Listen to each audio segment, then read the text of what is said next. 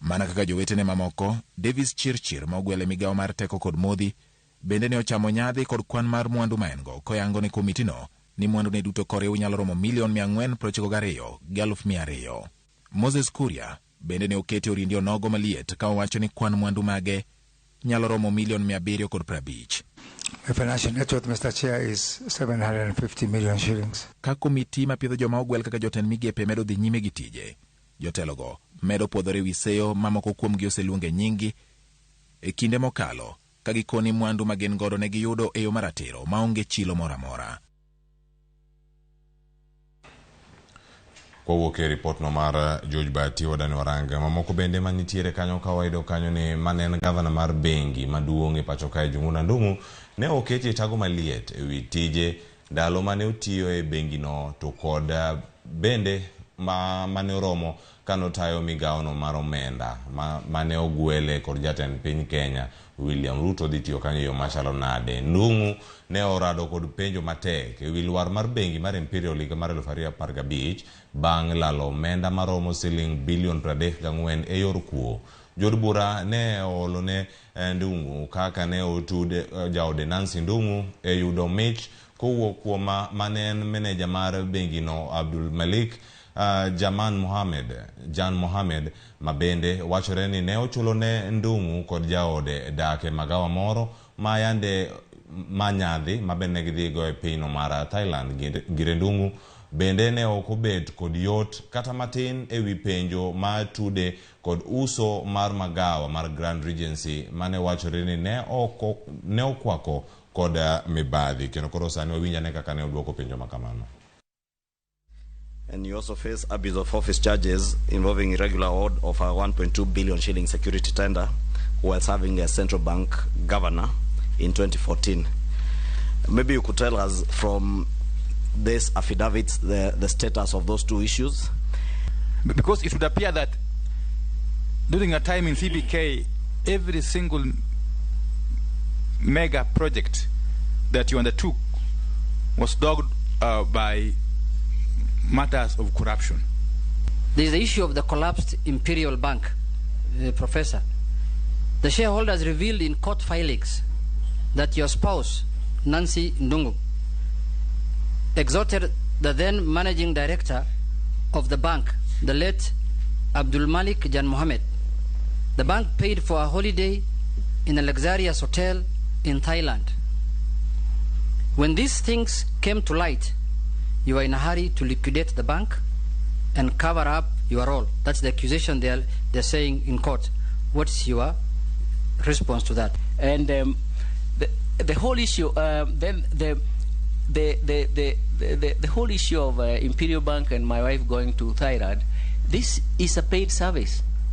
He was an agent of that company that was giving those the services, and it was. Did you hear what he asked? Yes, I paid for that holiday for my wife. Okay. Yes, the bank collapsed in 2017, and I was not governor then, and I was even away from the country. I was working from outside the country, so it did not collapse in when I was a governor. Thank you, Chairman. We want to stop at the first point of just mentioning what it is. We don't want to go further and see what has happened. The case, for example, for the procurement, I fought it through the courts to the Court of Appeal, and there was a judgment. Kawarango weche mamoko mantiere e piny Kenya, kwarango gigo ma koro timore opogore kod nono jotend migepe go koro watimo gi machalo nade. Jatend piny Kenya William Ruto osingo ni piny owacho biro gero ute maromo 200,000 e pacho kae higa ka higa ka nus utego ibiro ged e bwo chenro ma idendo ni affordable housing. Ruto wuoyo Ngai e kaunti ma Kajiado kama ne otimo limbe e chenro mag gedo mag udi mitimo gi kambi ma ok mar piny owacho midendo ni King's Serenity Affordable Housing Program. Wawinja ni koro kaka ne lido keo ikono report makamano. Elimbe mare mokwonge kaunti ma Kajiado nyaka no chamu maka ka jatend piny Kenya marabich. Jatend piny Kenya William Ruto singo chopo kare singo mare maneno ni oganda jo Kenya obedo kod ute gi giwegi. Affordable housing inawezesha mtu seremala kama huyu bwana Ochieng awe ni mwenye nyumba hapa Nairobi. The whole program ya mambo ya housing is because we want to make sure that we use the resources we have well, and we make sure that we develop those resources in a manner that benefits all the citizens of Kenya. Ruto singotio kod riwruoge ma ok mag piny owacho kod johala ardhi ambazo ni za serikali ya kitaifa. In those programs we will include the social housing, we will have the affordable housing, and we will have the other categories. And we are also going to work with the private sector developer. Jatenda piny Kenya William Ruto singo kedo kod midhiero ma jodak ma Kajiado kadhoe karanyisi en nok mar pi. Mambo ya msongamano wa magari. We have a huge problem of jam out of Ngatarongai and into Ngatarongai. Si ni kweli? So tuko na mpango miwili, whichever will come first, ya kufanya dual carriage na vile vile kuweka light rail ili mnaweza kuwa na reli hapa ya kuenda Nairobi na kurudi. Singo ma jatend piny Kenya nobiro seche mathoth oganda jo Kenya ywago pek mar ngima ka korka kore okwa jo Kenya mondo bed kod horuok kendo omigi thuolo kapod giikore chopo singo margi. Weche mamoko nyakora Ramogi jwang' piny owacho mag counties ma bende osetiyo kod omenda duto mane omigi hik omenda mokalo ema dhi yudo pok manyien mar omenda e hik omenda ni koro. Mano en kaluwore kod jalup jatend piny Kenya Rigathi Gachagua. Winjruok ma kamae ne ochopo e kind governors kod piny owacho mamalo e romo mane otele kod Rigathi Gachagua. Romo ma kamano bende ne ong'ado mar keto riwruok mar governors e pen chik e bwo apis mar jalup jatend piny Kenya. Chris Owino ne oluwo romo ma kamano kendo koro losno report machal kama. Piny owacho mag counties osebedo ka gwandore kod piny owacho mamalo e kinde ka kinde kaluwore kod deko e chwalo omenda mag dongruok ne sirikal mag kor gwenge. Governors osebedo ka seyo piny owacho mamalo e gino ma giwacho ni en chocho chenro maggi mag dongruok. Kata kamano, kaluwore gi winjruok e kind sirikal mag counties kod piny owacho mamalo, counties ma osetiyo kod omenda duto mane ochwalnegi e hik omenda mokalo ema biro yudo pok mar omenda kowuok e piny owacho mamalo e hik omenda ni. Ma en ler mane ogol kod jalup jatend piny Rigathi Gachagua e kinde romo mane okelo kanyakla piny owacho mamalo kod telo mag counties. And we have agreed going forward that disbursement will be informed by quick absorption of funds. Those counties that absorb quickly will get the first priority in disbursement. And therefore we want to urge counties to put measures into place for quick absorption, which has got a positive effect on the economy by having money circulating. Gachagua ose omoko kuom telo mag counties mapacho kae kuom digni tiyo kod omenda mag dongruok mane omigi kod piny owacho. We have appealed to the county governments to consider our concern about the low absorption rate.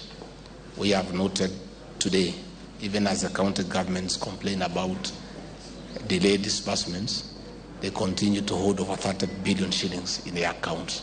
Kata kamano, governors manyien okoyie kod seyo makamano kagilero ni ginyalo mana mulo omenda mane sirikal machon oweya gulu mag counties tok od bura puodho budget mambalang'. E wach makamano mano kadieri nikech pes manitiere accounts counties gite ne odonjo ka noselori komenda ni loro tarik 30 dwe mar 6 higani. Omiyo pesa manyocha tiyo en mana mar mshahara mar dongruok okoyien watiyogo nyaka county assembly puodhnwa gimiluongo ni supplementary budget. To toke kwase puodho supplementary budget, pesa no wadhi tiyogo mapiyo tibro neno ka kendo kido mar deko gi pesa mag counties biro duogo. Sirkal mag counties bende osebedo ka seyo piny owacho mamalo kuom nyunjo e moko kuom tije mag counties ataro kod pend chik. Piny owacho mar Kenya Kwanza kata kamano osingo mar chwalo tije duto mag telo mag kor gwenge ne counties mapacho kae kochopo dwe mar 4 higa manyien. And we have confirmed to the council that the Ruto administration has the political goodwill and every intention to hasten and fast track the transfer of functions as per our constitution And we have given ourselves a target, a deadline of 6 months within which all functions should be transferred. Moko kuom tije ma piny owacho mamalo pod tayo gin weche mag thieth, pur kaachiel kod pi e kind mamoko. National government emodong' gi thoth pesa ma idwaro ni otago devolution kata tend gweng'. National government odong' gi pesa mar thieth, pesa mar pur, pesa mar pi, pesa mar barabara gi pesa kata mar gero chirni. To gigo te itime county. E komachielo, piny owacho mamalo kod governors bende ochopo e winjruok mar keto riwruok mar governors e pen chik e bwo apisi mar jalup jatend piny kaka yo mar rito telo mag gwenge. We have confirmed that intergovernmental relations are anchored in the office of the Deputy President, but we have agreed there will be an addendum to the executive order so that the Council of Governors is properly anchored in law. Okang' makamano dhi tieko luoro ma jopiny osebedo kanigo e wi telo mag gwenge tok jatend piny Dr. William Ruto wito oko lemo ma jatend migawo mar loch gwenge e bwo telo mare. Telo mar Kenya Kwanza bende osingo mar tiyo kanyakla kod piny owacho mag counties e nyayo dongruok e pacho kae. Winjruok makamano igeno ni dhi tieko ywaruok ma kinde ka kinde e kind piny owacho mamalo kod piny owacho mag counties, gino mosebedo ka chocho chenro mag dongruok e telo mag gwenge. Chris Owino, Ramogi TV, Nairobi. Nyako Ramogi Juang, wayudo weche go kabiro na chel kachiel mane Ramogi TV. Okinyi ma kawuono ka koro sani weche pod thoth. Wadhi e sigana moro kamano. Sigana mar abiriyo koro mantiere karaka. Wada manarange kanyo ni kamiti ma ochuogi kod od bura ma Migori ma piedho ji 6 mane ogwel kaka jotend migepe mano koro tieko chenro mar piedho ji 6 go bende. Joma ma ripota marwa ma Migori koro osebedo ka luwo chenro ma kamano, sani koro miyowa ler mathoth kowuok e kaunti ma Migori.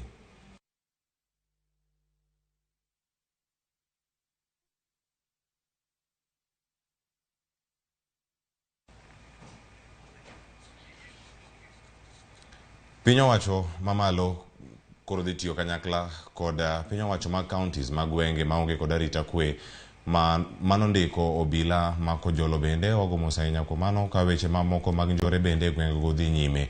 Ler ma kamano koro gol kod jalup jatend piny Kenya Rigathi Gachagua e kinde romo mane okelo kanyakla apisas mag piny owacho mamalo kod mago bende mag sirkal no mag counties e winjruok ma kamano. Counties mag gwenge ma kamano biro bedo kod ting' mara chulo obila mbabalang' go omenda matin madhi konyogi e gwenge ma kamago.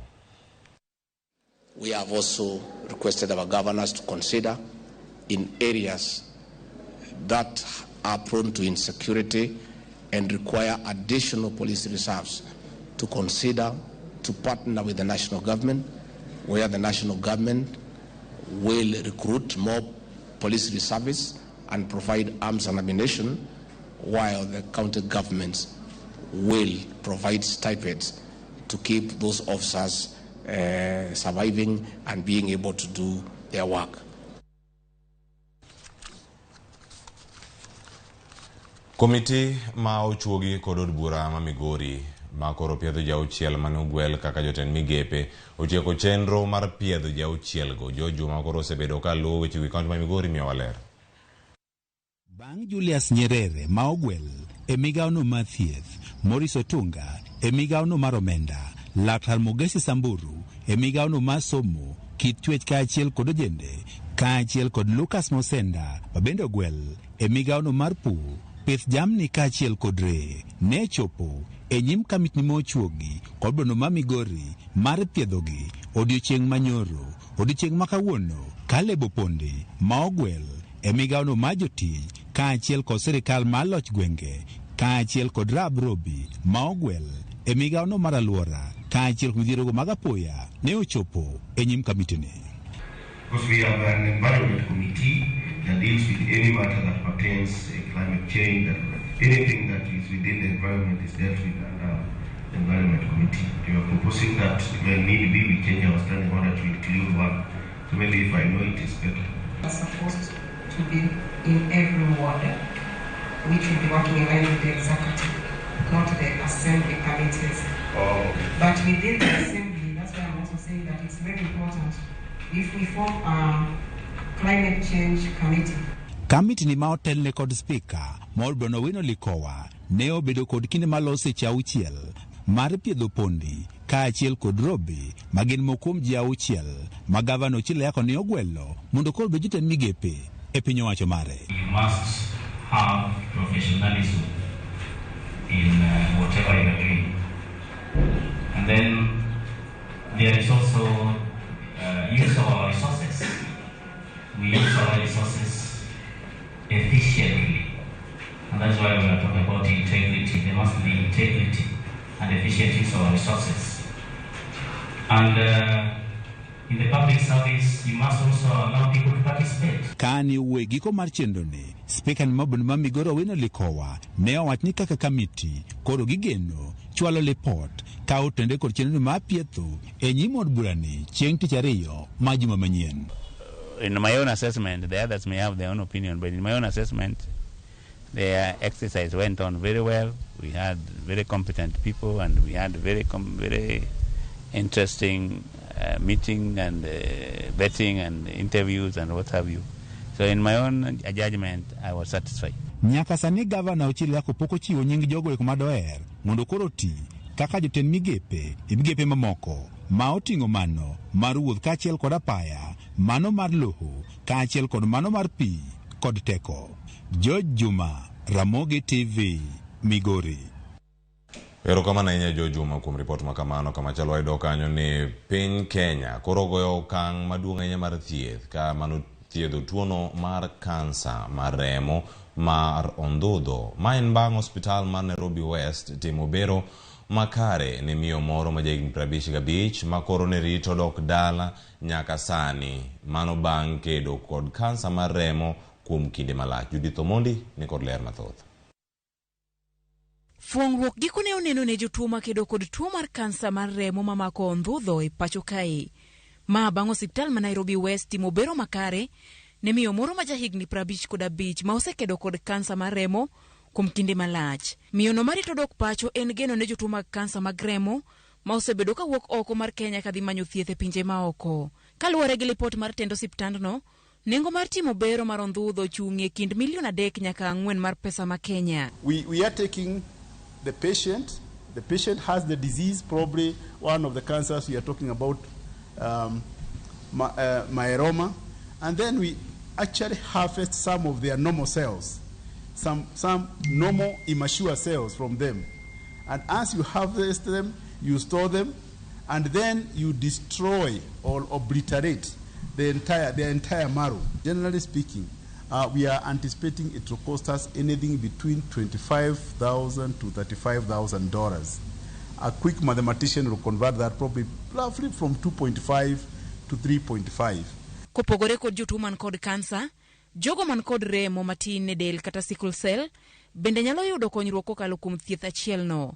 Kwayo en ni piny owacho konygi e tiego jochiw thieth ma pacho ka mondo ganda jo Kenya oyud yot e yudo thieth machal kod magi. Bone marrow is not just for treating cancers. I'm sure you are all aware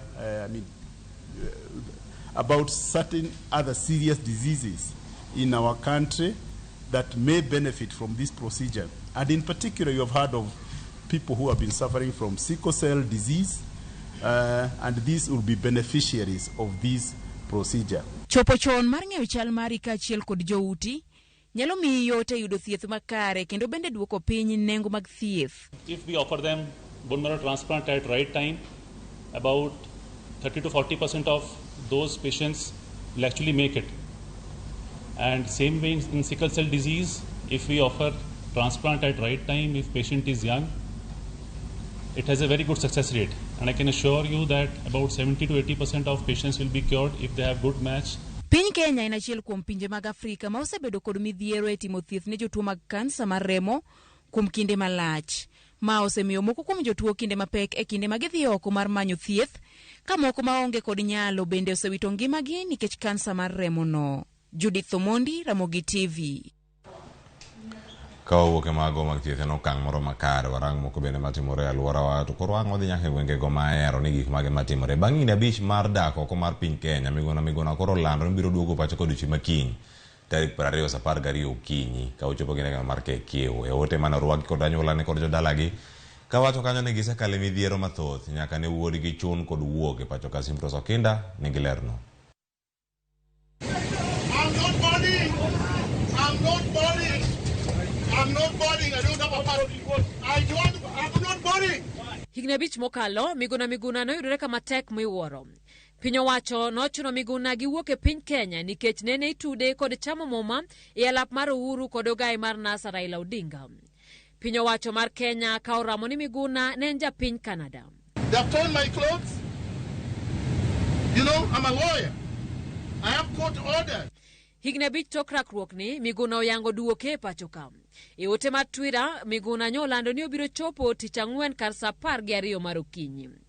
Anyuola ma Miguna okawach ni gimor ka gilero midhiero ma gisekaloe nyaka ne wuodgi chun mondo wuog e pacho ka. Nitie kata ero ka nuneg ng'ato e olalo ka kane jaero demonstrate, kane sirkal riembe, kane jo Kano te nowuok ka wacho ni ma nyathi Kano, to Matiang'i wacho ni ma ja Canada, ok ja Kenya. Ne wawinjo marach kabisa. Koro miyo wan gi geno nobiro dala kendo obiro chopo e lietego kata jaduong' ne otho ka en oko. Giduoko erokamano ne piny owacho ka giwacho ni sirikand William Ruto mondo ket arita makare ne Miguna. As a family wamor ahinya, to ok wan kende. Wamor kaka jokano sani koro. Oganda mawuok e boma mahero bende okodong' chien e nyiso mor margi ne duok Miguna. Wagombo mondo mi oduogi, mondo mi maendeleo mar nyando ka odogi e wang'e. En ng'at moro makare kendo ng'at mariek. Weche mang'eny manosetimore go werego, ochak wuoth manyien, obi otentie baba. Welcome Miguna home. Understand? The people of Kenya love Miguna. Miguna nogol gi thuon e pacho ka tarik 28 dwe mar adek higa mar 2018 gi ketho mar sidho Raila Odinga kaka jatend piny mar oganda ataro mar chik. E ote ma jatend migawo mar Rita Fred Matiang'i nolero ni Miguna nonego jaspeja achiel mane yange kendo kaka japiny Kenya. Kamano emane nyalo yawone yo mar duogo e pacho ka. Matiang'i nowacho ni Miguna noweyo bedo ja Kenya kaluwore kod chike machon ma pacho ka mane tamre ni ng'at achiel ok nyal bedo japinje ariyo, wach mane doho kwedo. Simpros Okinda, Ramogi TV. Aya, gi report mar Simpros Okinda no koro waloro go weche manyien. Ikete mana kanya koro ng'we jwang' kod uro gi nonro mag gazet. Nyinga Cleophas Oluoch, Radio Masani.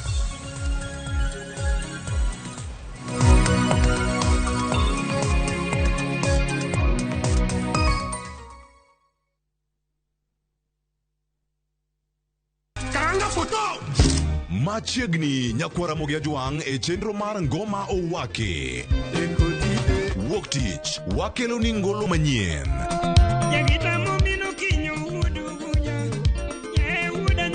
Tich ariyo Ras Reggae owake.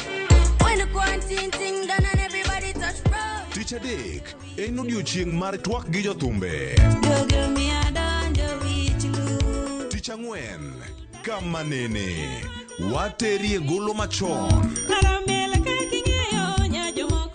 Tich abich Sukus owake. Kete mana ka kod Papa Vic ngoma owake wuok tich nyaka tich abich saa 10:15 odhiambo nyaka saa 12.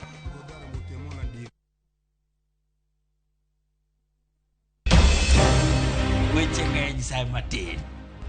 Nyakwar Ramogi. Kaka jokanyana, ere kaka wadhi gore gi jogi e yor loso mwandu. Wawinji maler, penjane penjo ma in godo no. Ng'ato kik iluong ni mwashemewa kapok otimo gimoro ma eshimika. Tini jopiny. Wang' mbui kae ni wacho ni budget idhi somo ok nyal konyo uchumi masani. Koyot mbele kae. Gimi thuolo mokwongo ne weche mag thieth. Jowa ok thor lao ohala chik. To sane makuru chopo kama ginyalo wache gik machando chunygi.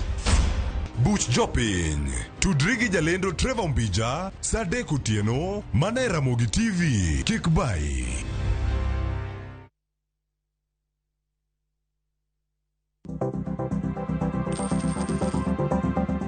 Kaw thuolo mari mondo irang makare bengi kata kambi midwaro kawe hola. Mai biro konyi e ng'eyo okenge monego ilu mondo ikaw hola kod gigo ma idwaro mondo ikaw hola no.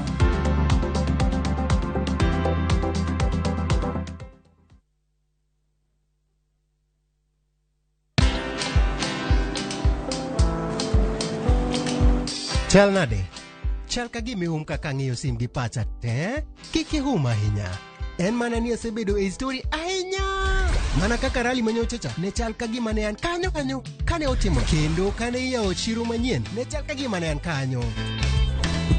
Sama ne imiyo welo mapacho ka nengo mogonyore nam chumbi ne antie. In bende inyalo bedo e story kamora mora. Download mana Citizen Digital. Bed iyo ng'ala manyime gi weche manyien ka gi tuch kod gik mamoko ka gi timore kod opogore pachoka kod pinje ma oko. Download Citizen Digital. Citizen Digital.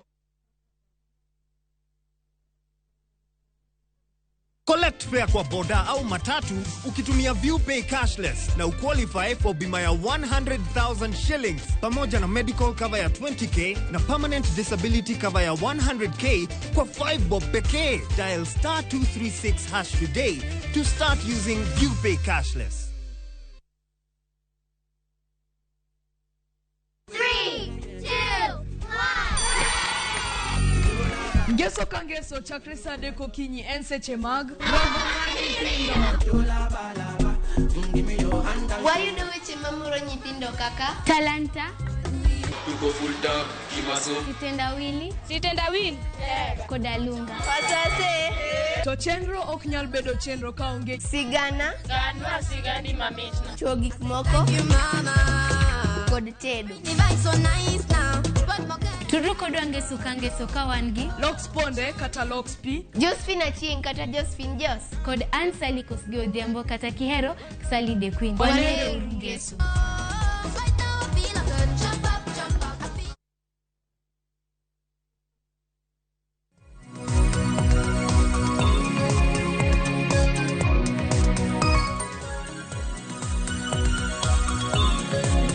Machiegni nonro mar gazet okinyi makawuono. Nyinga Joyce Oduor to pod antiere kae kod jafwambo wadwa Cleophas Oluoch ka wadwa nono gazet mar Daily Nation kaachiel kod The Standard ma bende wantiere godo e studio ka okinyi makawuono. Cleophas, machiegni nonro mar gazet. Erokamano ahinya Joyce. Kaka pile wachako gi nono thuond weche ma bende omi pek e gazede ariyo mar The Standard kaachiel kod Daily Nation.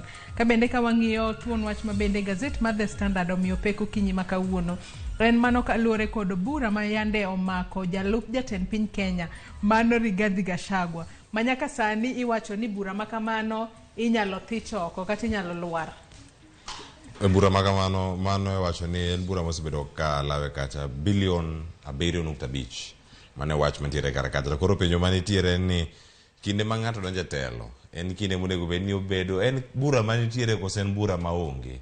Mane penjo maduong' monego bed ni wapenjo to ponono iga mokalo bura makamane nitie to sani kiwacho ni bura makamane nyalo bedo ni onge odhi kanye obedo maler e yo machalo nade. Jafwambo wadwa miluongo ni Edwin Okoth penjo ni sabun mar Haji odhi luoko nyaka karang'o. To bende sani dongi iwinjo ka chieng' mane Rigathi Gachagua kaachiel kod William Ruto chamo muma ne giwacho ni freedom is coming. Ponono ma freedom makoro sani biro ne kaluwore ni kata odiochieng' manyoro ka wang'iyo gazet mar Daily Nation thuon wach ma bende gimiyo pek en mano mar jotend migepe ma bende nodadho gi odiochieng' manyoro ka bende nyaka sani liekore ni bura mar nek ma bende yande omak ne Aisha Jomo bende ponono inyalo thich oko. Mane ma ponono en freedom mabiro kose nang'? En freedom wacho ni telo to kan mit to gimoro amora nyaka timre nikech koro gima ntiere ka en ni anyuola mar jal mane owito ngimane mane jarit mar Aisha Jomo mane wacho ni ochielo gi magina mano higa mar 2019. Anyuola no kaachiel kod jaod bura machon Mama Lindi ma bende koro en jal ma owal mondo bi obedi jatend migawo no mano mar public service kaachiel kod agenda ka irango thuolo ma Aisha Juma nigo kaachiel kod anyuola ni gima giwinjore ni koro bura ni otieke oko mar doho kik gichope doho kendo. Mano tiende nang'o? Gimoro amora midhi tim kacha en mana winjruok ni koro wasudo e yo machalo nade. Mano osetimore wanyalo kawo okang' machalo nade. Awacho ni magi gik moko ma ka oganda medo yie jotelo ma kamagi katimo gik ma kamagi e kindwa gini gik moko mok dhi bedo. Apa ni mano gimomiyo omi wechego pek ahinya e gazet mokwongo ka en kido mane ma onyiso ne oganda ka irango kanyo ni nek ma kamano osetimore bura nitiere doho to kata kamano koro ineno ka gima ochomo kama idhi gole kata kowite oko ni koro gidhi gibedo oko mar doho nikech mano dwaro mar jogo ma koro nitiere gi bura ni jogo mano mako ne bura. Koro awacho ni Kenya in gi pesa, ibo nyiew gik mathoth nyaka jogo ma in gode bura ma omako ratiro mag dhano. Pesa imiwacho ni inyiewo kata pesa kin gi pesa to inyalo timo gimoro amora ma intiere godo, kata kamano yalo bura oko mar do bende en ratiro ma bende omi jogo ma ponono nitiere bura. Ginyalo bedo kod winjruok margi kigin, nyalo mana bedo ni tok winjruok ma kamano to kila ng'ato wanyalo wacho ni biro dok dala komor. Kata kamano e kinde mane Maraga nitie nomedo kedo ne weche makamagi ni kaponono ni weche gi umaki ichomo kanye, weche gi kadipo ni umaki to idhi kuma chalo nade. Iwacho kanyo ni kinde gi duto gino manitiere nyaka Ramogi jwang' en mana ni e thuolo ni mano marango ni utieko chenro gi duto oko mar doho, ere kaka itimo gi e yo moro makare. Wacho ni mano ne duoko piny kwan mag buche mantiere do kendo mokwamo kacha ma ok osebedo ka sudo e thuolo moro malach. Kata kamano Cleophas, ka wachako kod gazet mar The Standard okinyi ma kawuono, ka bende wach mar bura mano momako Gachagua ma bende idwa thichoko, wach ma kamano omi peke ito boke mar 4, ka bende iwacho kanyo ni jalno ma bende ne otelo ne timo nonro ewi bura ma kamano. Nitiere weche mopogore opogore ma nyaka sani koro olieko, ka bende wacho ni ne ochiw ler mar mondo mi okas tim nonro kotudore kod bura makamano ma bende ne omako mano Rigathi Gachagua ma bende sani en jalup jatend piny Kenya. Ka bende nyaka sani bende wacho ni thuolo ma bende ne omigi ne tin ahinya, ma bende ondik kanyo ni strict and fixed timelines were handed down. Kalure ni thuolo ma bende no migi kanyo ne tin ahinya. Ka bende giwacho kae ni bende nitiere apisas moko ma bende ne ochiw ne kata ne onyisi mar mondo mi ochiw paro margi kotudore kod bura makamano. Gin weche mathoth ma bende ondik kamano, ka bende iwacho ni bura makamano nyaka sani koro nyaka luare piny mar mondo mi ochiw thuolo malach mar medo timo nonro ewi bura makamano. Wach makamano mi peke ito boke mar 4 mar gazet ne Cleophas. Ite mar 4 kae gima mako dhok inya neno ite mar 4 mar The Standard ka picha ne nyalo neno kata e wang' jowi mari kanyo. Mano Gachagua koti moro maduong' ten gi polise kanyo to bende ogoye opingo. Ma gimoro masani ok apare ka nyalo timore ne yo moro mayot. Pani picha ni en picha ma bende no kaw mano Julai tarik 26 higa mar 2021. Ka bende wacho ni ne en jaod bura ma Mathira machone gimomiyo ne ponono bila ne nyalo tuwe nyaka pingo e lwete. Sani mano ok apar ka nyalo timore. Jatend piny Kenya kende mok nyatime weche machalo kamae. Kata kamano en bende en gi moko magae wacho ni en gi immunity moro. To kata kamano wach makoro liekore, wach maduong' ahinya kata ite no mar 4 gino mani kanyo en ni apisa makoro nosebedo ka nono wachni.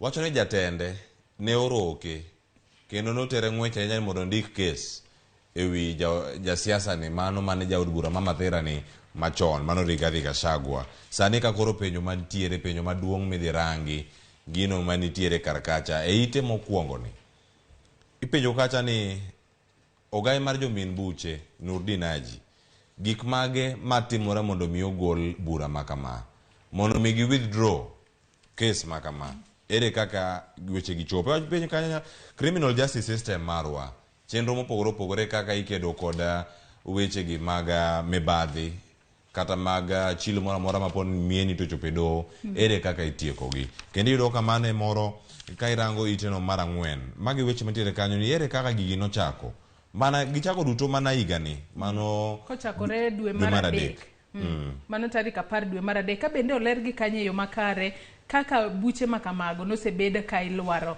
Ka bende wacho kanyo ni mano dwe mar 3 higa ni mar 2022 jatend DCI ma bende no chung'ne timo nonro mano miluongo kanyo ni John Gachoma.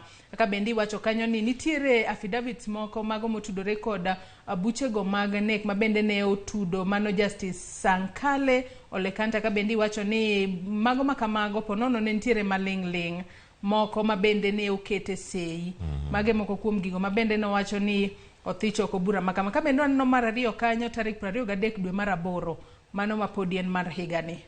Ka kanyo bende irango dwe mar 8 kamano bende nitiere jalup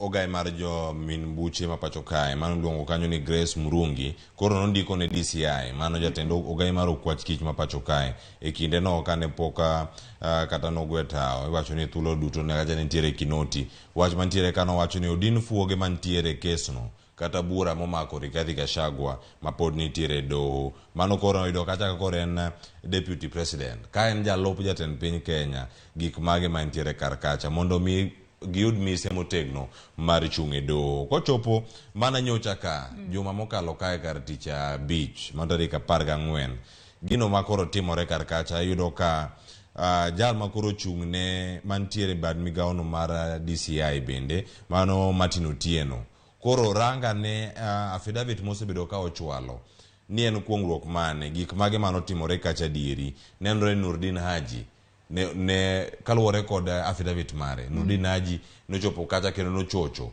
chenro koduto mag buche mane dhi nyime mano mochu kacha irango ni obila nigi teko machalo nade kachiel kod arita michwalo ne apisas mamoko mag piny owacho mano kaluwore gi lemo magintiere go ipenjo kanyo ka in gi lemo machalo nade onego bed ni ok timni nonro e wi gik mage mago gigo makoro bende wacho kata ka koro sani Obadia Kuria mano bende apisa maduong' mano ka okwach kich koro chiwo wach ko wacho kanyo ni gigo bura mano mako Rigathi Gachagua mano mara mibadhi nyaka sani koro ochomo kanye ka koro sani bende koro kwayo nitie mondo mi owit bura makamano oko en okang' makare kosoe magi penjo moko ma Nurdin Haji nyaka bed ni nigi thuolo mar penjo to kinde go duto nyaka bed kod ng'eyo ni duoko moro amora modhi chiwo sani idhi duoke bende buche mamoko ma osewiti en ni neno yud mathoth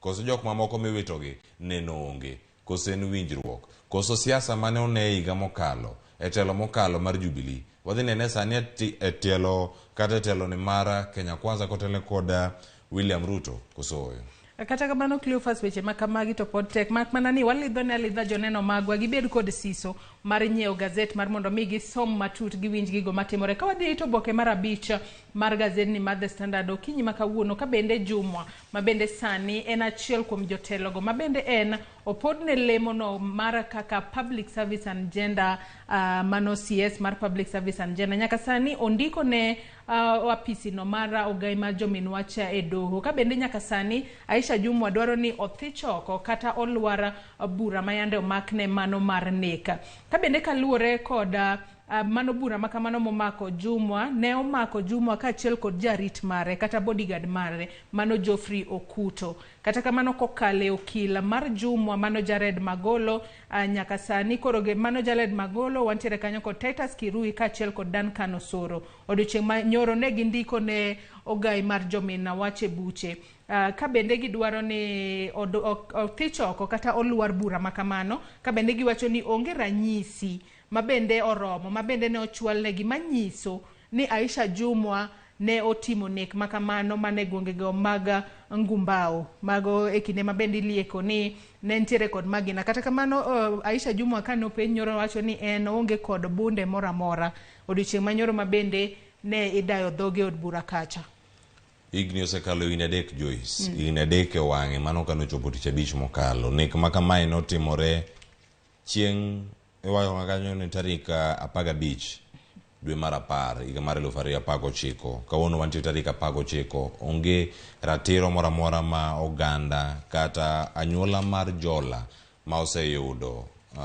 korore kod nek mar wuodgi mano timore tarik 15 Oktoba gino mantiere kanyo nyaka ne lweny makama wuogi ka irango kanyo ni bende kane lweny makamano muoch kane gintiere dala Ruben Katana ma bende ne achiel kuom jochung' e lemono mar MCA e kaunti no ma Kilifi alwora mar Malindi kanyo kama ne gitime yiero madundo mano Uganda Ward kendo gino mane nitiere karkacha ka yiero makama koro timore gigo mane wuok makoro miyo kes makama koro wito do koro kotele kacha kod ogai mag jogo jomina wacho joyal buche mano mado mapacho kae koro kwayo jogo manitiere mano defense kachiel koda prosecution mondo winji kendo oyier gi kwayo mar Aisha Jumwa kwayo kacha en ni koro bura ma kamae owitoko.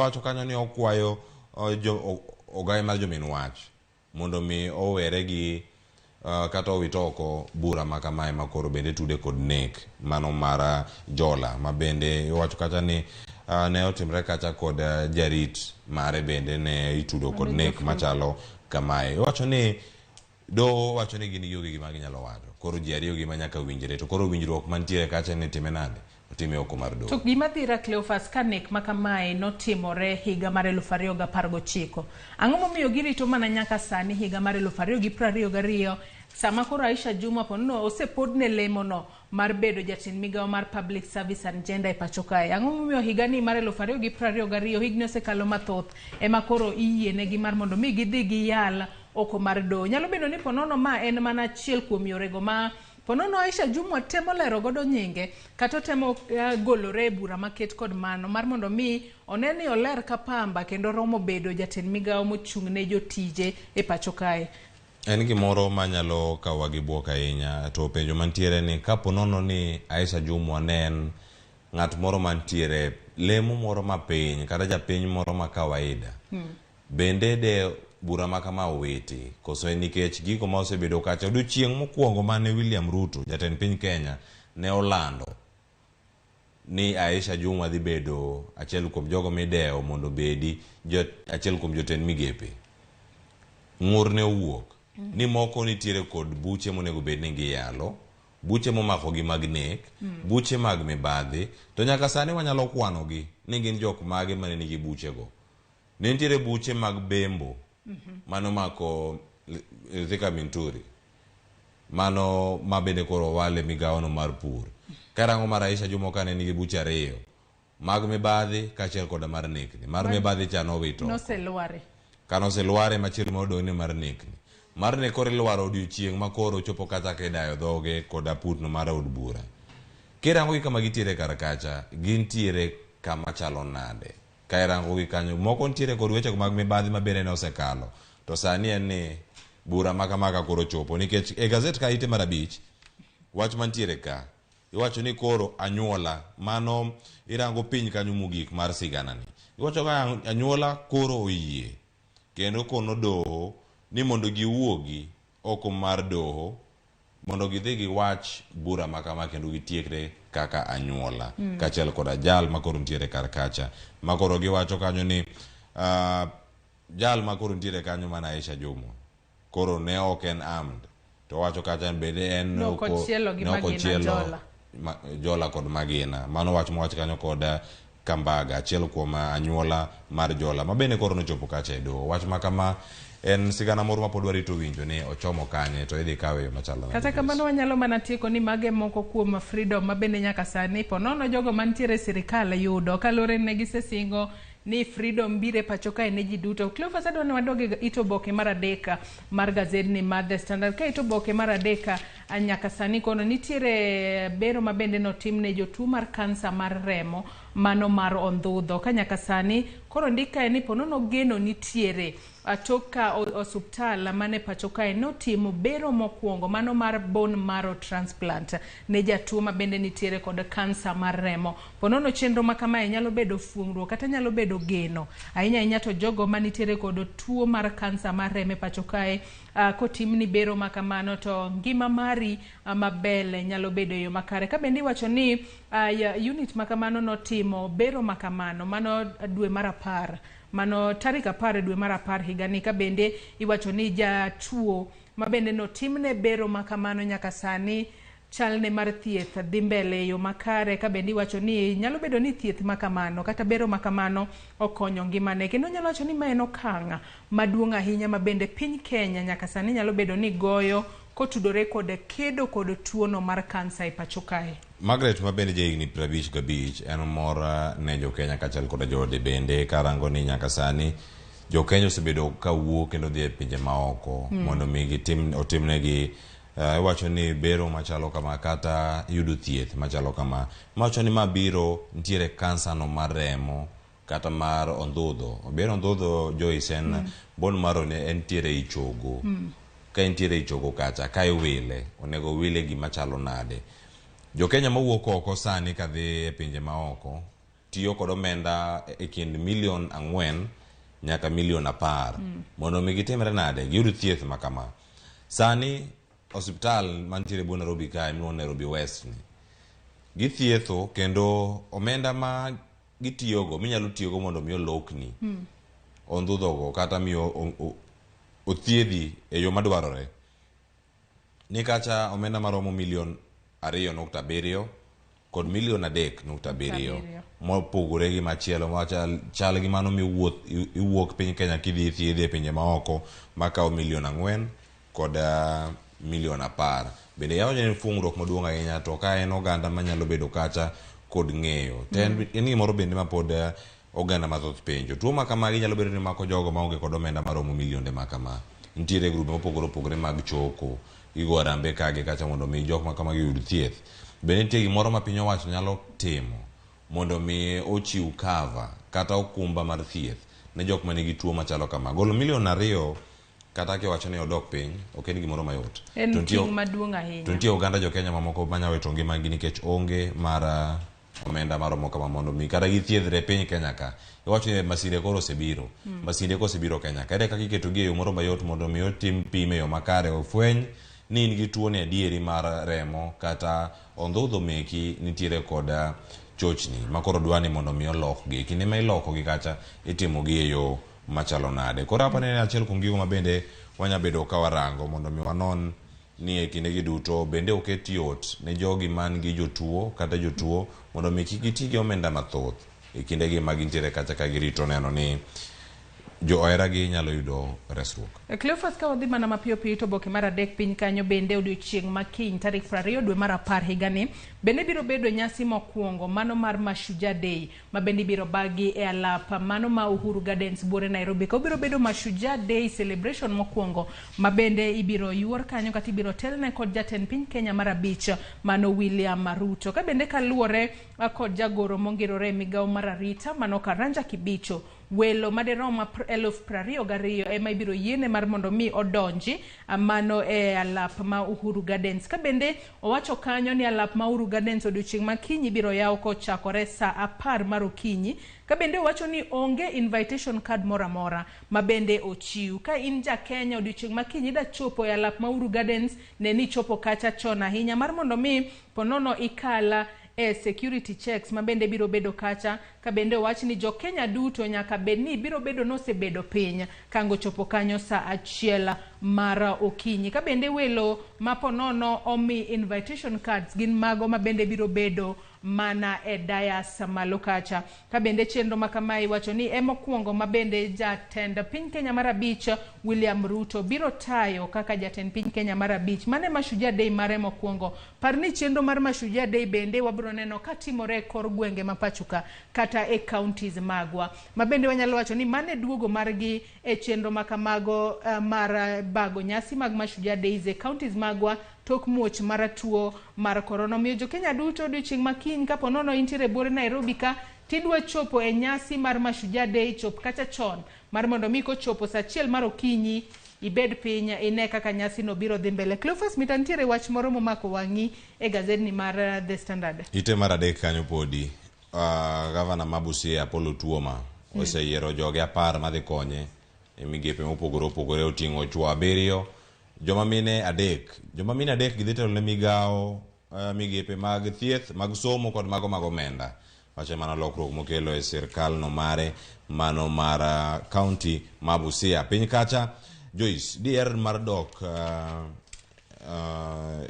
e mbalariany ka ine county ma Murang'a di bedo gi mor ni mar dido $10,000. $10,000 ni chiwo ka kod gavana mauki county ma Murang'a. Kirange gavano mano ng'ama ntiere kar kanyo Irungu Kang'ata gino makoro sani wacho ni chiwo kane yodo points materi university $10,000. Siling elufu apar ni kawo kawo. Wacho ni gin johawi ka bendi wacho ni gin jopuonjre go mapo nono ne gin tiere skunde mag sekondar misomo ti dok dala kata day schools. Jo Kisumu de wa mor. Gima kama ka de kelno kinde mantie kata ka jo Kisumu gas kinde mane poko kedi Kisumu gas. Boarding. Do bedo gimoro mamit ahinya. Ni koro kuom ji 50 duto mowuok e sikul achiel. Ka koro nitie Keroga, iluonge na ngocha skul moro nitie ka iluonge ni Karega Mixed Secondary School. Nitiere kod jopuonjre maromo 50 mano yudo makno mar tero gi embalariany. En mora nya siling elufu par sikul ka sikul yudo gik mantiere kar kacha kata ka pok wuok koro rango gik mantiere kan. Cleophas, thuolo mar wemo rumo mak mana ni weche mamoko mabendo mipeke gazedni mar The Standard en kotudore kod jotend migepe mabende no dadho gi odiochieng' manyore ito boke mar 6 kanyo waneno kaka oket kit mwandu magintiere godo mago milionde. Weche makamago nyakwara Ramogi Jwang bende nyalo kawo thuolo mari makende inyiew gazet momori mane kin Daily Nation kachiel kod The Standard. Ka mar Daily Nation to wanyalo wacho ni jochiende mabende ne gintiere kinde mokalo sani koro nyalo bedo ni chieno jogo mabende owal kaka jotend migepe. Wach makamano bende nyalo somo e gazeta mar Daily Nation. Cleophas, wach ni mogik. Jochiende mane chieno jogi kinde mokalo kendo koro duok sani koro thagogi. Gin gigo chilo mano mieno gi chien. Koro duogo ka kendo koro mieno gi penjo gi penjo. Odiochieng' ma kawuono pod warito winjo ni idhi penjgi idhi piedhgi machalo nade. Kata kamano erokamano ahinya nyakwara Ramogi Jwang oyudo gazet momore komore kanyo nyiewo rangane kaja ni bone marrow transplant charo timo nade. To Karim Benzema kod Alexia makoro bende oyudo Ballon d'Or. Dior makoro ni kacha koro kaka jotugo mang'ula mantiere kara kacha gintiere kanyo. Mano mipek e gazet matoke kacha. Mano mar The Standard. Higa mar 2015 nopamo ni Cristiano Ronaldo odiochieng' nyoro gotieno. Ene mane pamo. En wach maber ahinya. Ka kamano nyakwara Ramogi Jwang gazet momori e kind The Standard kod Daily Nation inyalo dhi nyiewo mar mondo mi bed piny isome yo makare. Wakaw yo matin gi sani tok yo mar wanyawadwa Sharon Ong'aw biro donjo kod twak mokwongo e chenro mar piny. Kik idhi mabor.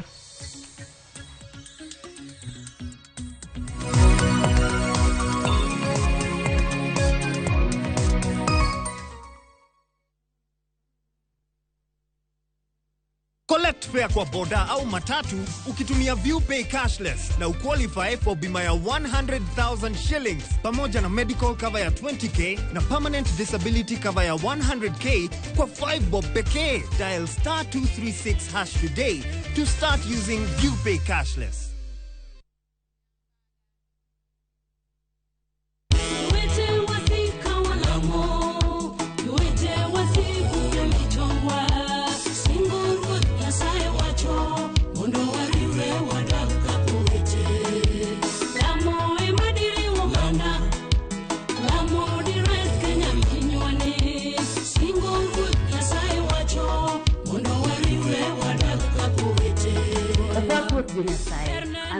Ogonya ni mondi yudu wenda mar lamo kaka skiza code ni di mana *812 *784# *812 *784#. To pari ni ya Ramogi TV ene ot mar jower duto te.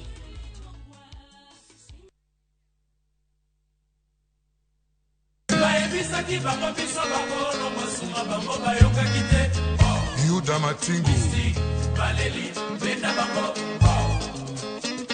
Ondike Biblos ni ask and it shall be given. Ni knock and the door shall be opened. What a bit easy. Request and it shall be given. Wangni wakelo ne request kende yani ni yoro text, yoro message. Number ma studio en aria deka uchelo no. Ma en Dero, the house of rumba.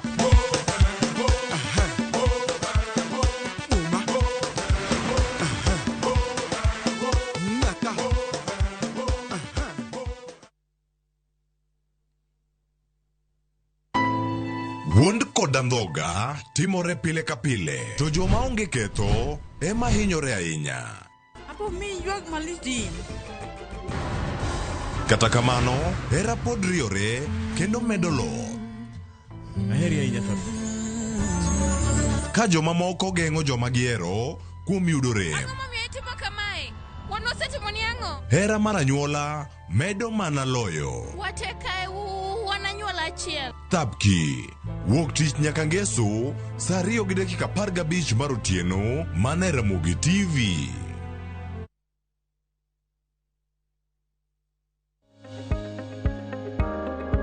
Mo ma ichamo winjore obed matin ne 30% mag kwana mag teko ma in-go e dendi. Mae biro duoko chien okang' mar bedo kod pek mar del mokalo alama.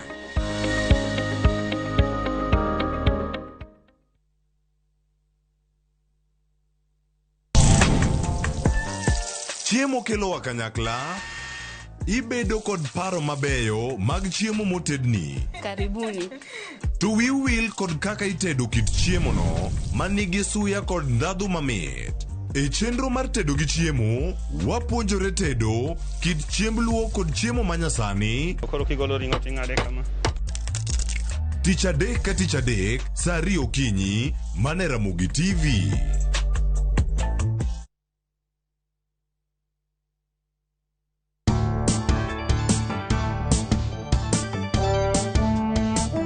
Rabuon mobul.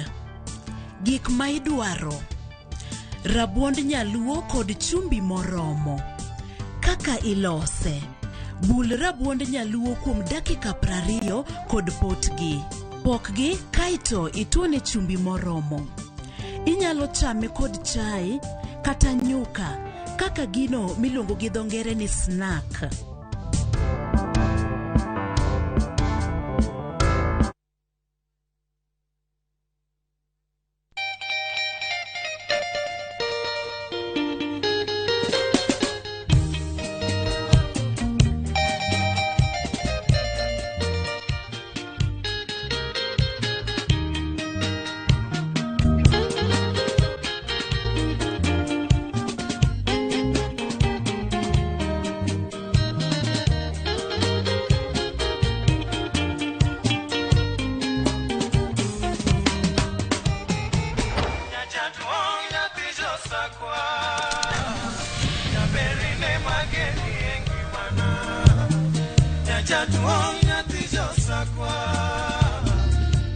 Radio Ramogi, Cartoon Jaluo.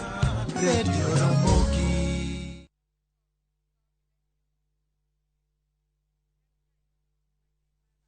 Kata sim, tupo side. Piga lukukula wa achapi. Wa achapi. Okonyal bedo maber moloyo ka. Unanipa vigezo na sababu ya kukupenda tu. E chenro maliet kendo mamit mar ngolo e piny luo duto.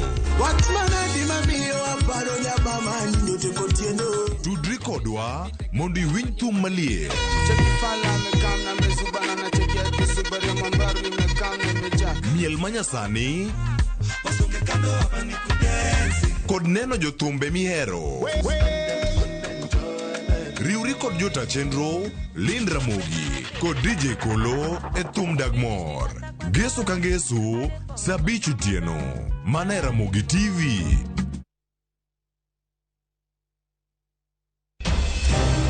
Weche ng'eny sa matin. Nyakwar Ramogi. Kaka jokanyana, ere kaka wadhe gore gi jogi e yor loso mwandu? Wawinji maler, penja ne penjo main godo no. Ng'ato kik iluong ni mwashemewa kapok otimo gimoro ma heshimika. Tini jopiny. Wang mbui kae ni wacho ni budget idhi somo ok nyal konyo uchumi masani. Koyot mbele kae. Gimi thuolo mokwongo ne weche mag thieth. Jowa ok thor lao ohala chik. To sane makuru chopo kama ginyalo wache gik machando chunygi. Buch jopiny. Tudri gi jalendo Trevor Mbija, saa 3 otieno, mana e Ramogi TV. Kik bai.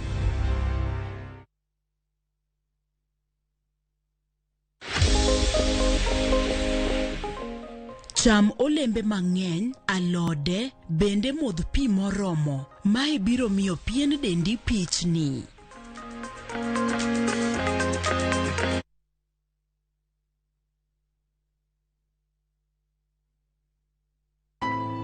Wuond kod andhoga timore pile ka pile, to joma onge ketho ema hinyore ahinya.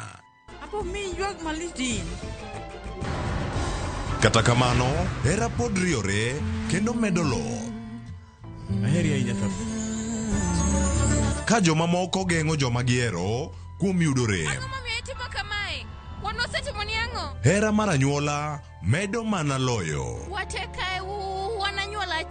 Thapki wuok tich nyaka ngeso saa 2:15 mar otieno mana e Ramogi TV.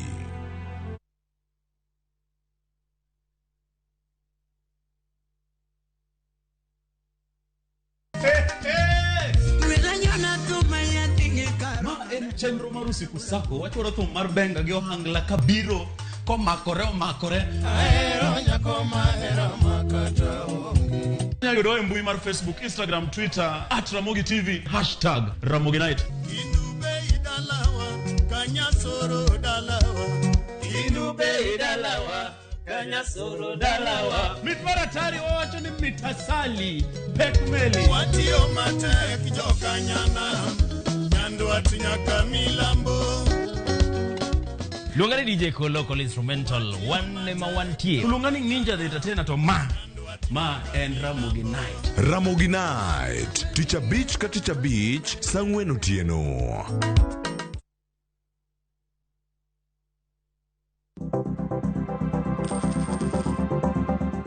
Neni iketo chenro makare kapok ikawo hola. Neni ing'eyo chal mar hola no. Kapok iketo sei to onego iyud pach jalony e weche mag omenda.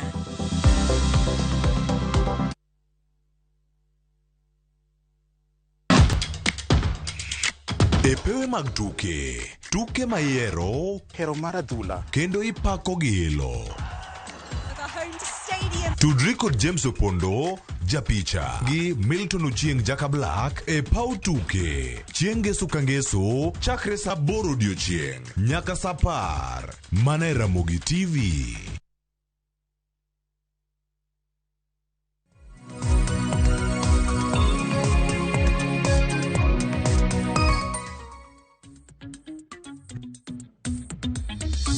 Manakamanya kwa Ramogi Juang dakika 17 tok saa 1 mar okinyi. Kamoro mora mintiere rwake twak mokwongo e chenro mar piny ni machiegni.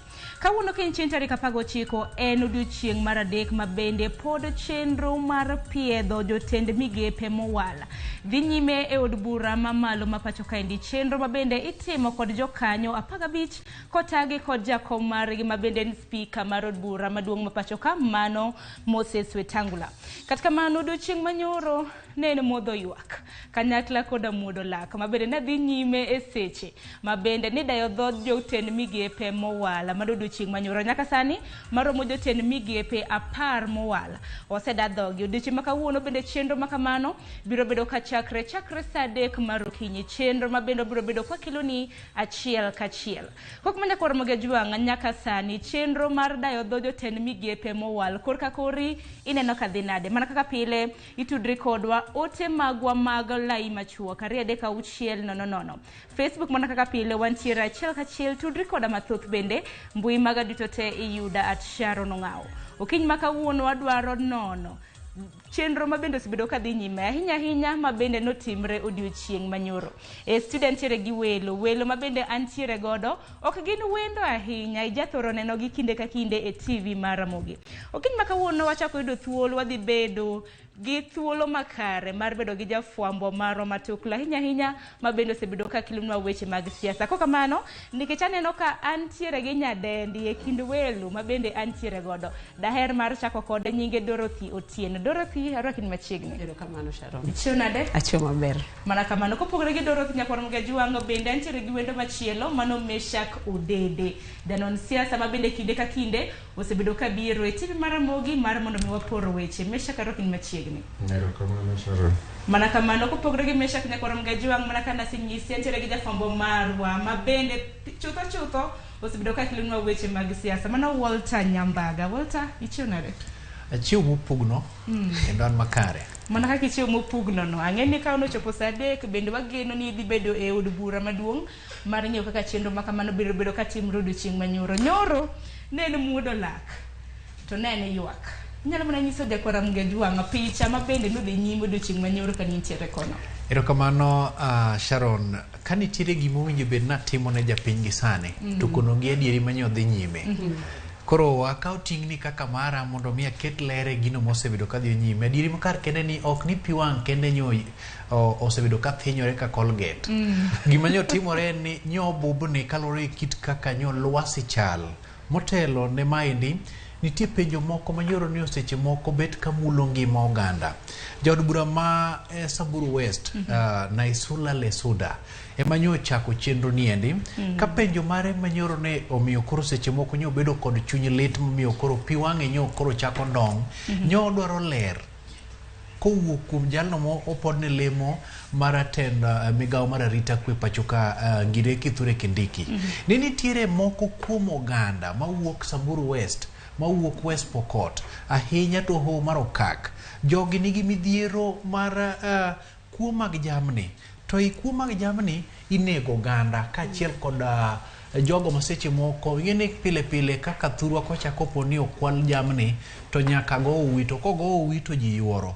To jok maseche moko yuoro wito ngimagi nikech en rakruok e kind magina kod asere. Koro ingeni kan kod bundi tibiro gi rungu, ng'at achiel nyaka inyre. Koro kalore kit kaka jomoko osebedo ka wito ngimagi kinde mag rakruok kod jokuo mag jamni ende ma dho liech dendo ni cattle rastas. Miyo ma jaod bura nyo bedo kod chuny lit nikech nitiere moko kuom jok ma seche moko osewito ngimagi ma ni machiegni gi dhod chunye. Kendo ma nyo miyo kata mana lwasi mar od bura kinde ni nyo bedo kama koro ok en kata kar dadhok lilo, to en kanyo ma koro nyo bet ka seche moko lit yo nitiere. Jaod bura ma Malindi machon Aisha Juma bende piwange nyo bobni malich mokalo kalore kit kaka nyo pimo chal mare kumoae kamodhiye to gi kit kaka osebedo ka ochwalo tije to gi koro gwelo mobiro ne apoya kanoko chano. Mulo chuny ji mang'eny e seche go manyoro ne kata mana loso nyodwa bet ka koro bedo matek kalore kit kaka nyo chal mare chal. Mana kaki wacho kamano to kwa winje kata mana kaka chenro makamano no dhi e od bura. Mana ka director nyalo mana keto nwa Aisha Juma kanyakla kod jaod bura mano Masamburu West mano Naisula kaka chenro makamano no dhi nyime mar mondo mi bed gi tipo gigo kuma bende no timre odiochieng' manyoro. Can you really get a D- and get a degree? What is the road of getting that degree, Honorable Chair? You pay fees for, then you get awarded. So really, we can't make an issue. Even the title itself is crazy. It's executive master. It's not a master's degree. If the Honorable Aisha brings degrees that are not degrees, the consequences are known. Manakmanya kwa Ramogi nga mus kaluore gi tipo kata mana video mabende neno kamano mano nwatemo kata mana lero mana weche mabende ne ilulose kata kamanya mbaga kitieko mar mondo mi wachiw thuolo ne jonon weche mamono nyoya otwak mondo mi koro mi thuolo mar doko penjo manyoro ne obedo penjo manyal gede nikech kaka Aisha Juma nyo dwani mondo ochiw ler kotane gi kit wuodhe gi chopo kaendi to mak mana makoro manyo tende kod weche mag sombe diendi to koro en twak makoro nyo dhi nyime kendo wanti kama mi mathoth. Yeah. Mana kamano Dorothy kaneno chenro makamano kaka no dhi nyime kata chakre wuok tich ineno ka chenro makamano dhi nyime yo machalo nade? Anene e yo mopogre opogre. Wach mar school osebedo ka iwuoye to Kenya wakae wan achiel kuom pinje ma oluor kuom sombe. Lakini kaluwore gi election kinde ma wan gi election to waduogo kawa penjore kabe somo ni okonyo kose nena somo ma wadhi mondo wayud certificate mar yudo tiegruok kaka moko ma koro appointments mabiro gi. Gimanya nyoma kochunya ahinya mana kaka Walter wacho ni wach mar insecurity Masamburu kaka MP hapa ni tije osebedo kabedo matek kaluwore gi environment maintie masaka sa ji nego sakasa jamni lal koro nya neno kanyoro nyopendo professor kabe nyalo biro madag Samburu kata wika chiel mondo negi wange kaka teach tech e ground kacha nikech seche moko jok mipiedho malo kacha ka gitime general oging'e ni weche nit kan tipin kacha to weche tek maromo nadi to mano nyiso ni Aisha honorable Naisula Lesuda tije bedo matek Kotemo ni oti to chuno ni onyako odonje docket makoro ken mare. Apa ni mano kaka no gole oko no gi lit mano winjo mano aparo ni neber nikech seche moko ine ming'eyo lit kumi winje ine ming'e kuma woche digo to aparo ni no gole maber mondo oyude konyruok mar watch security ginene area mare e constituency mare mar Samburu West. Wach mar somo kendo kachaka nuoyo apani ahero yuak mar Aisha Jumwa nikech ene mung'is toche ong'e kumoaye to ma ok ena appointment moro matin kong'iyo kumoaye gi kumochope sani to kata in piwangi dimol to kaka no bedo jachir monyiswa ni kata D- no en mare no yude to kuome enojiwo ji kata jok mane wan gi jok ma weyo school gi diere to chuny gi tho en koro nojiwo jopiny ni bedo ni school ni luare school pod inyalo chung' malo midhi mbele gi luo dream mari midwaro. Apa ni wach academics gi otese mano wach mapoda nyaka wang'i matut nikech wadongo kwa ng'eyo ni sikul ticket mar dongruok to siasa osemiyo wach sikul itugogo koni gi koni. Apani kawadhi mbele kama to bro chopo kuma koro kwa bineno pek mar school kata mana ber mar somo nikech kata ber mar somo chieng' manyoro neno kata mana pach jopiny mopogore ka bende wacho ni jomoko nigi masters gino gi yud tije to ng'at mantiere gi D- to yudo moko bende na wacho ni en ranyisi makare nikech Aisha kata ka niwinjo kata mana ka wacho ni en role model mag joma moko lure kaka ng'ato ng'iye odede marach to where made matin waneno ko wacho ni en gi masters in leadership apani kawang'iyo education kikwang'ie manani certificate mopidhi mar the entire course wan gi trainings masiche moko ka intie field mora timedo jiwi gi trainings courses matindo gi apani en kare wacho ni en gi masters nikech mano e gima no puodhe en course mano dhi mondo omed tiegre kata nan masters kanyo Dorothy bende diwinjo kata mana kipenje masters mabende no yudone en masters mane gini awacho nitie courses moko matindo mwatimoga mondo ijiwri e tich mitimo gin courses kata nyalo bedo dweche 3 dweche 6 to imiyi certificate oko nyalo bedo masters chande to en kaka nondike ni omiye masters in that no dhi motimo course no koni notime for dweche 6 apa ni onego koro wang'e kaka wapango ni trainings gi courses ma the normal courses ere kaka waketo gi CV apa ni na ero chirne ni owacho ni en masters to wang'eyo ni en training mana kamano dede maber nigi marach ni kinde mabede jotende migepe pod dhi nyime gi walo ahinya ka seche mabende itimo ne gi apedha mago sinje mabende piedho jotend migepe mowal maber gi marach ni mabende isebedo kineno gik moko ariyo wuok open process madhi nyime parliament sani mar piedho jotend migepe kata moko manyo jatend piny Kenya owalo mondo obed kaka jotend migepe. Namba 1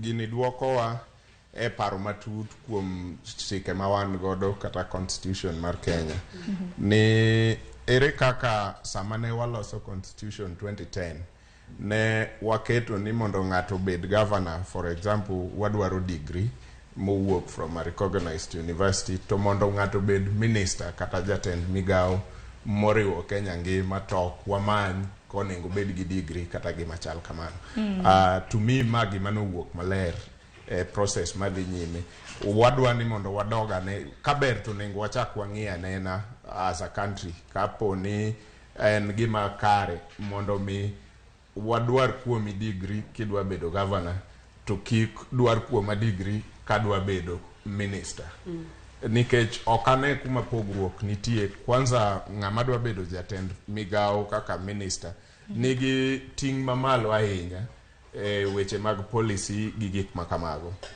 to kaen wanyalo yie ni ja class 3 nyalo drop out to bedo to ng'ama dwa bedo governor to wang'ao ne ngima ni en nyako bed gi degree aparo ni namba 1 kanyo onge justice e weche makamago Namba 2, pietho madhi nyime gimoro achiel kendo gima nyalo wacho kendo maneno kowuok ahinya. Ok ang'e gimomiyo jotendwa wuondre mang'eny. Kogik kacha to ng'ato ka ng'ato dwa bedo humble, kata jok mwang'e ni ok humble pile.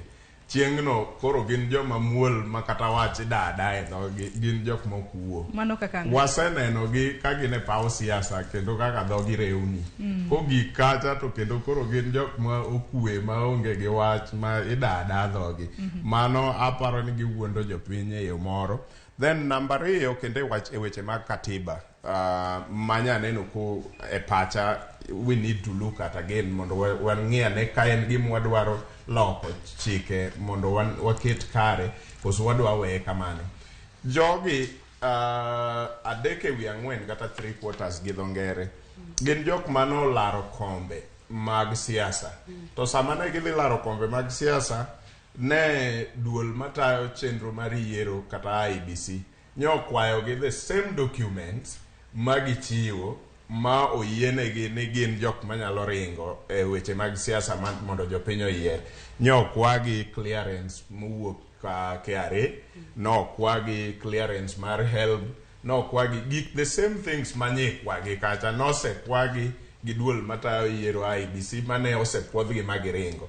Aparo ni wanuore gik moko ahinya, but manyalo bedo ni nikech wahero cut and paste, wadhwa copy chike mag pinje moko to ok wang'i the context momiyo pinjego noketo gigo. Kato wabiro waketo gi all over kendo wanuogi. Aparo ni ma is a big waste of time and a big waste of resources. Waketho pes jopiny. Odede mana kar dhogi kanye, wach kar mana ni obok ma bende ni dwaro gi goda. Ni winjo kata mana ka achiel kuom jod bura ma bende nadayo dho Aisha Jumwa. Napenjo ni to ma intiere gi certificate of good conduct, to bende ni intiere gi buche mag mibadhi ahinya mar nek ma bende naduori, ma bende kata mana Walter bende ni nyisowa kata mana kinde ma bende ni chiwo report. Ni intiere kata mana moko kuom buche ma bende koro nothich mana oko dakika ka chenro mar dayo dhok na dhi timore.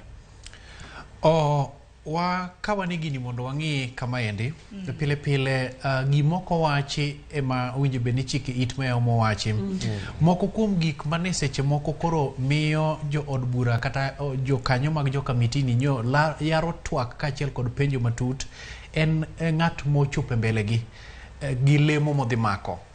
Ka giloso to giketo maino ahinya ka giluwo ni ma en lemo ma nyalo bedo kama ing'adie wach kendo bende iluwe moko kuom ratiro mag oganda ahinya te dongo piny Kenya. Motenre kod sombe, Aisha Juma nyoyudore orindi maliet e kinde jo od bura ka moko penje ni nyadi mang'eny wang'eyo kit ling'any mar gimiluongo ni master, tiende rang'iny mar sombi mar tat somo. To king'iyo kit kaka ichako, thuolo michake gi thuolo mitieko, to gi kit kaka ochiw gimiluongo no boke niendi, keti e ureka kendo bende oganda bedo kod penjo mang'eny e dhod chunygi. To bed king'eyo ni e tat somo ka nitie kidienje mopogore opogore, nitiere moro minyal tim e yo moro madundo to ochwadi e certificate mar bedo kod rang'iny no endo, to nitiere jok ma bendo kawo thuolo malach mondo mi otim gini e kidieny mano ma seche moko nyalo miyo okoro bed kod puotho makende. To gilero ni iluongo ni professional certificate. To kod mano ma seche moko in kaka ng'at moro ma wang' ng'iyo gi timbe moko makare kendo oganda mathoth dwaro bedo kaka in. Koro inyalo gweli tich imi oboke mar bedo ni koro opuodhi. Iluongo ni honorary. Te ni in ng'alno ma bende seche moko bedo kaka ng'at ma wang' buok kuome. Ma e gino moko kuom josiasa mathoth osebedo kateme nade yudo. Tiende ni ogweli idhi chung e kinde mane seche moko isidho moko kuom jok moyudo tiegruok e rang'iny no endo ochuni ogudu moro mar bedo kod degree. Aisha Juma certificate mare manondik ni executive governance ne nigi penjo mathoth nikech ineno kanyo ka moko kuom jo od bura machalo kaka David Kosing ma wuok Pokot wacho ni wang'eyo maber ni nyadi mang'eny ichulo gimiluongo ni omenda mar somo main school fees, to kit kaka somo ni dhi owinjo bed ni nitie thuolo moro ma itimruok nade. Koro ng'eni en penjo ma gikone to duoko nok oyudore e diere ka chande nikech speaker ng'at ma wang'e riek to kendo bende ong'eyo ne motayo chenro ni endi owacho ni Ponono Aisha Juma ochwalo otese maseche moko ni kod chochni to ng'eyo midhiero manyalo lwar kuome kendo ng'eyo ni tang'o gang'o mowinjo bed ni koro orito. Penjo maduong' kata mana manan kacha ni cabinet secretary mano lemo mar tend migao bende dwaro ng'ato gi degree koso oyo mano bende penjo maduong' kien owuon speaker nochiwo ler mwacho ni mondo mi wali ne tend migao ok ochuno ni nyaka bed kod degree. Wan kod ji mang'eny maseche moko no omako bad migao kuom ranyisi mano mar tuke ne wan kanyo gi Rashid Chesa ranyisi ma ng'ata nyalo, lakini kit kaka in kod rang'iny dimbruok achiel kod ling'any mar timo tijeni e yono makare. Koro ko tudre kod weche mag sombe olero ni nochako skul kaluwore gi onge mar pesa nochako weyo ochako duogo teni osomo e rang'iny ka koro osebedo ng'at ma koro seche moko iki otime nade oniang' madho liech dendo ni adult e special program teni e somo moyedhi mitimo kar kend kachiel kod chenro motudre kod skul ma idhieno endo mak mana ni duoko malong'o manonyong'o jo kamiti to ne ok owuok e dhoge. Speaker notiyo kod rieko ma mare owuon kong'ado wach moto ni ng'ato ka ng'ato biro bedo kod wach to report ibiro chwal motenore kod wach sombe no endo. Nya wach sombe bende naneno kanyo kokele ne mirima kata kamano nitiere penjo ma chakre kar mana chieng' wuok osebed kar mana kipenjo jotend migepe ma bende owala hinya mwandu ni in gi mwandu maromo nade koko mano wawinja nena mano dadho gi odiochieng' manyoro net worth margi en pesa di?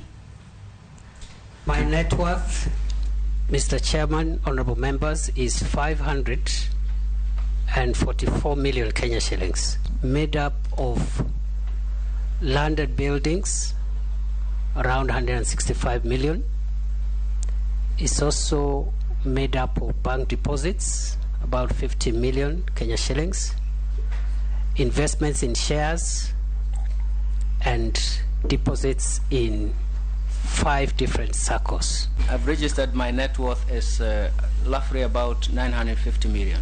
Currently, I'm salaried under the African Economic Research Consortium, but I think that my anticipated earnings would be graduated coming once my contract comes to an end. Unfortunately, if I'm approved by this committee, then it means that I'll have to leave my job. I'm worth 100 million. My financial net worth, Mr. Chair, is 750 million shillings.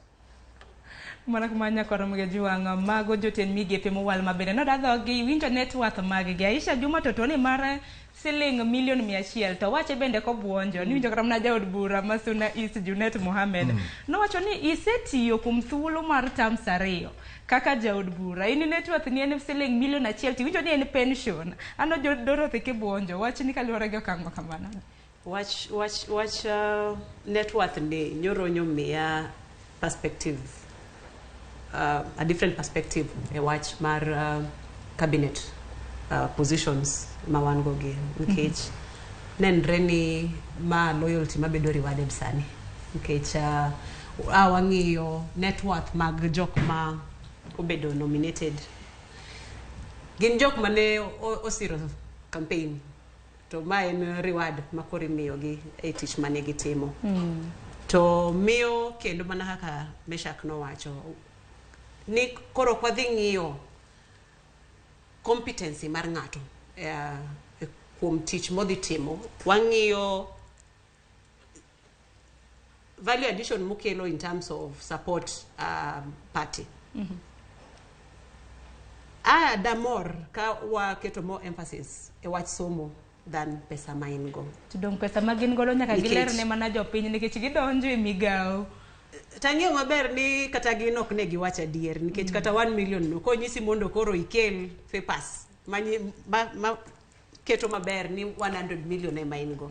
Ok apar ka onyalo bedo ni okalo ok apar ka nitie ng'at man bro bi wuok ayanga ma wacha ni ma e pesa ma an go. Waneno ka Aisha Juma ne wacho to buonjo nikech ong'e maber ni mano ok en adier onyalo bedo ni en gi mang'eny molo mano onyalo bedo ni en gi matin molo mano to ken adier apani wacha as a formality mane Meshack wacho ni osebedo ene gima watimatima mondo wakal process nyambaga bunyiso wani obok mabende gitingo bende gikelo bende giyango kata mana kapok iloso Meshack odede kaluwore gi okang' makama. Sharon, ing'eni nitie gik mang'eny ma watimatima as a country nikech gin e chike to ok watim gi koa e chunywa ni mae kama wadwa chope gi gigi.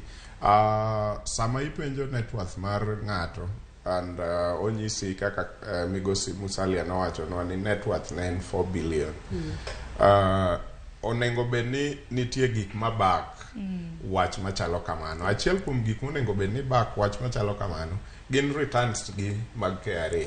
Monengo bedni either KRA officers ni kanyo to confirm ni mae kaka Meshack osebedo ka chiwo returns mage KRA to omiyo from these returns wanyalo calculate muang'e net worth mar ng'ani nikech ka achulo 16% inyalo ng'eyo the other percentage modong mondo bed 100 ewi 100. To magi te onge wadil gi ng'ato mondo wachnwa kako paro. So aneno ni magi process mwakale akala nikech ene constitution kaang'o kotime to ng'ato nyalo ringo dhi e court kaka civil societies to wacho ni gima kama nokal koro ma waketho migepegi wago piny wadoke kendo manyien. Koro mondo mi wakal mago watime atima. But okapar ni wan gi details manyalo confirm kata net worth mar jogi. Net worth mar jogi onengo bed ni ka in a net worth mar 750 million kaka Moses Kuria. To waneno ni ichulo tax be maromo gi net worth nigo. Samoro ginyalo bedo the houses you own, the lands you own. Can the places my lands nino nitie kata properties go nitie, counties go confirm ni isebedo kichiwo land rates maromore gi net worth mar gikigo. To mana kar dogi kanyo dede bedo dochi manyoro ni neno jatend migawo mowala hinya ni migawo mar teko kod wuoth mano Davis Chirchir kano penje kata mana net worth mare no chiwo kata mana ranyisi figa moro mabende pod neno ko omanyo kata mana otese mar ng'iyo ni enadi kanene kata mana kacha no wacho figa mopogore ochako doko wacho kendo ka banka no seng'iyo otese mabende ne ntiere godo ni ntiere gi net worth mar $480 kod 2. Walter mabende ka just kapok Walter biro mabende mano kende onengo bed ni nyiso jopiny adieri kata miriambo mane igino kama beteni okanyal kia mwandu okanyal kati meo mana machal nade Bill Gates onge net worth onge mwandu net magi mani kuma kama to okanyal bedo gi less than $1 billion tisekia ni mwandu ni rom nade nyaka ng'e mane kala doni jo kata mnandu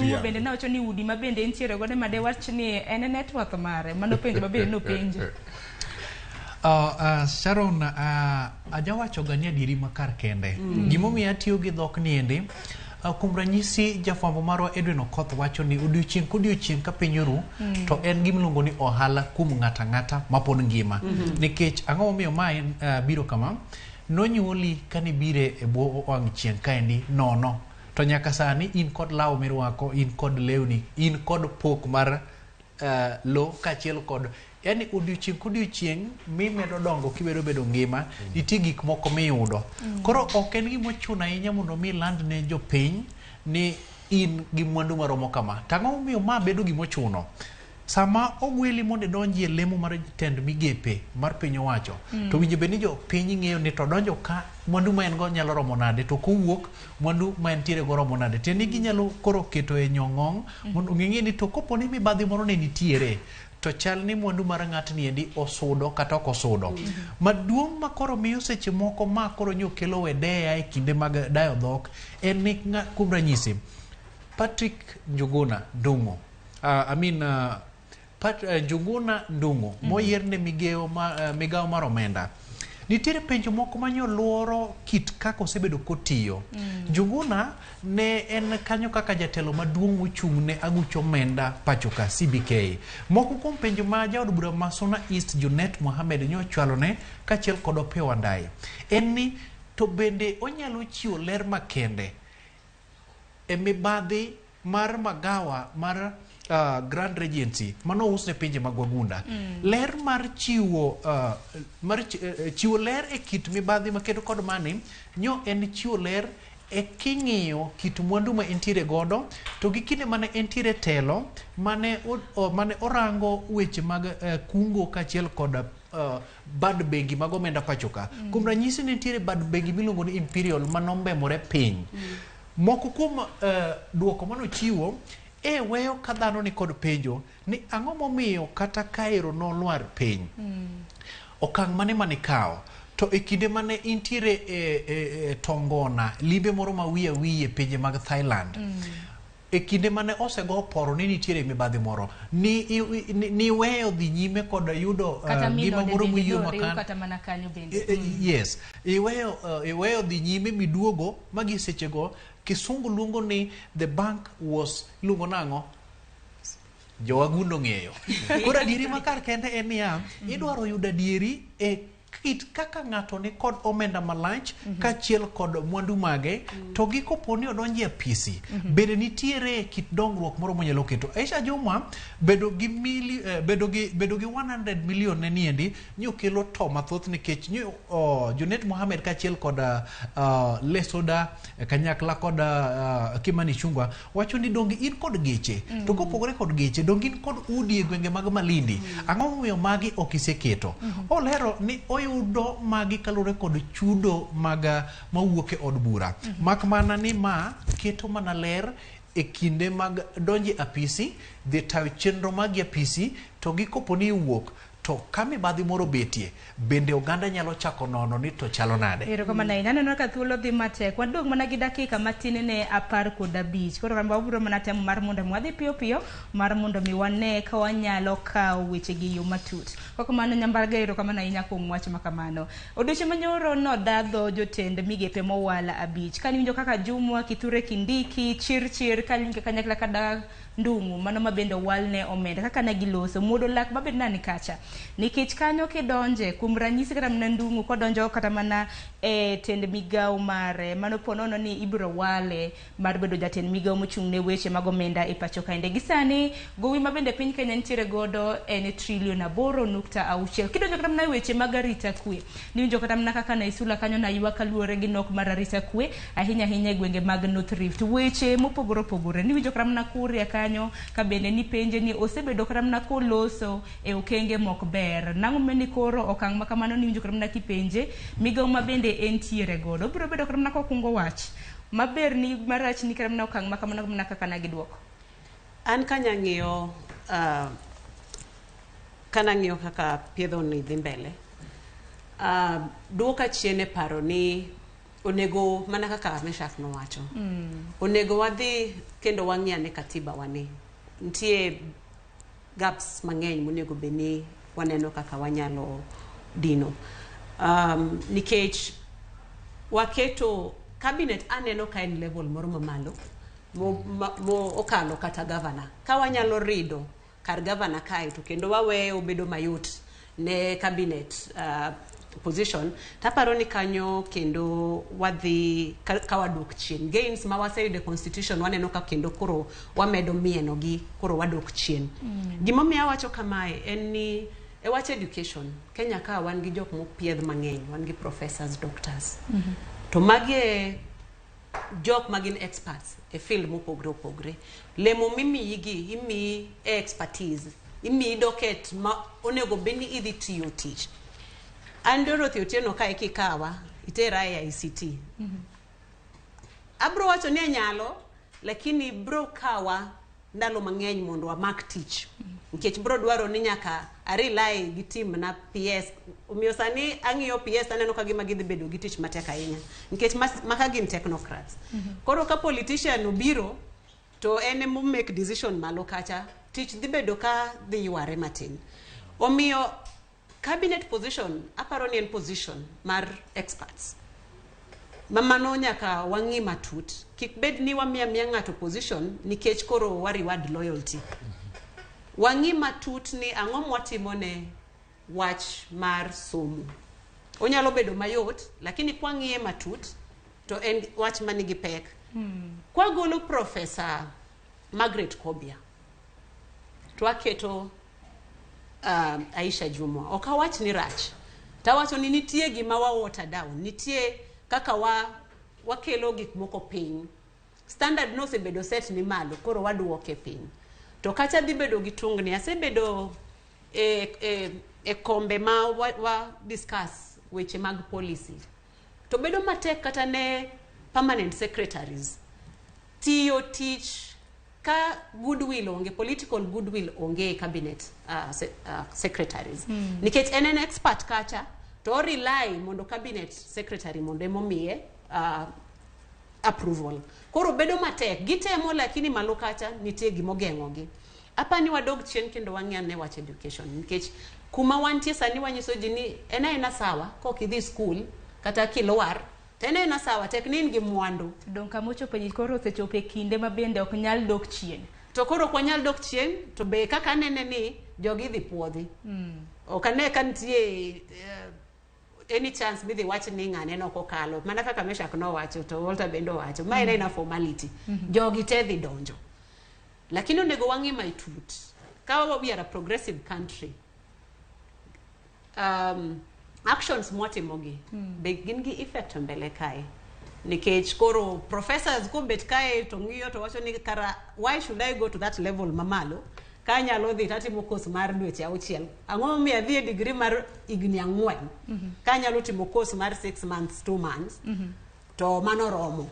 We wawinja ni pach Meshak nikech bende aneno kwadwong gi dakika matin. Abiro winjo pach Meshak ahinya nyaka luore gi muodo lak mabende nantiere kacha kit kaka jotend migepe mowala na duoko penjo.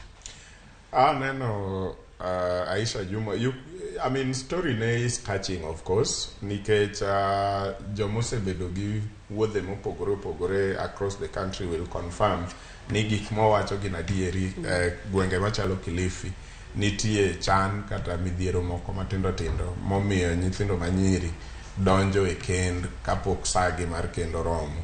Aisha Juma ne en mana achiel kuom mago, but on the flip side mane story mar nyiri te mawuok e gwenge machalo kamano kata gwenge mag Masai Land kata gwenge mopogore opogore, omiyo ok en isolated story makar kende ma en motimore ne kende. So one way wanyalo yie ni nitie nyithindo manyiri ma bedo gi geno koneno ng'ato kaka Aisha Jumwa, but on the flip side bende wa erode the gains magwa e constitution manyiso ni gigi okochuno. Tek ni yudo pesa omenda matin to idonje siasa, nitie kaka inyalo yudo your way up to the top ma ok iluwo yo ma ji telo. So while wamiyo jomoko geno koni, to jomoko be wapuonjo tabia marach on the other side. So onengo wamanya ne kaka wanyalo balance gini as a country. Onge kaka just the other day chien kanyo wadwaro nyaka ni MCAs obed gi degree nikech wawacho ni how can these people legislate a county assemblies ka ok gin gi ng'eyo kata lony matut kuom weche mag policy, public policy and all that. To nyo court ong'uko matino miyo magi nyodonjo. To ere kaka dang' wabed gi paro ni they deserve bedo gi degree. Chief officers sani bedo recruited e counties mopogore opogore, idwaro gi degree. To ng'ato madhi bedo cabinet secretary ma for example idwa bedo minister for health ne piny ngima, Kenya ngima, idwa tudori gi jok matiyo e kiwango machielo migepe mopogore opogore e loch gwenge. To gin gi degree in samori onge go nikech constitution ok kwai degree.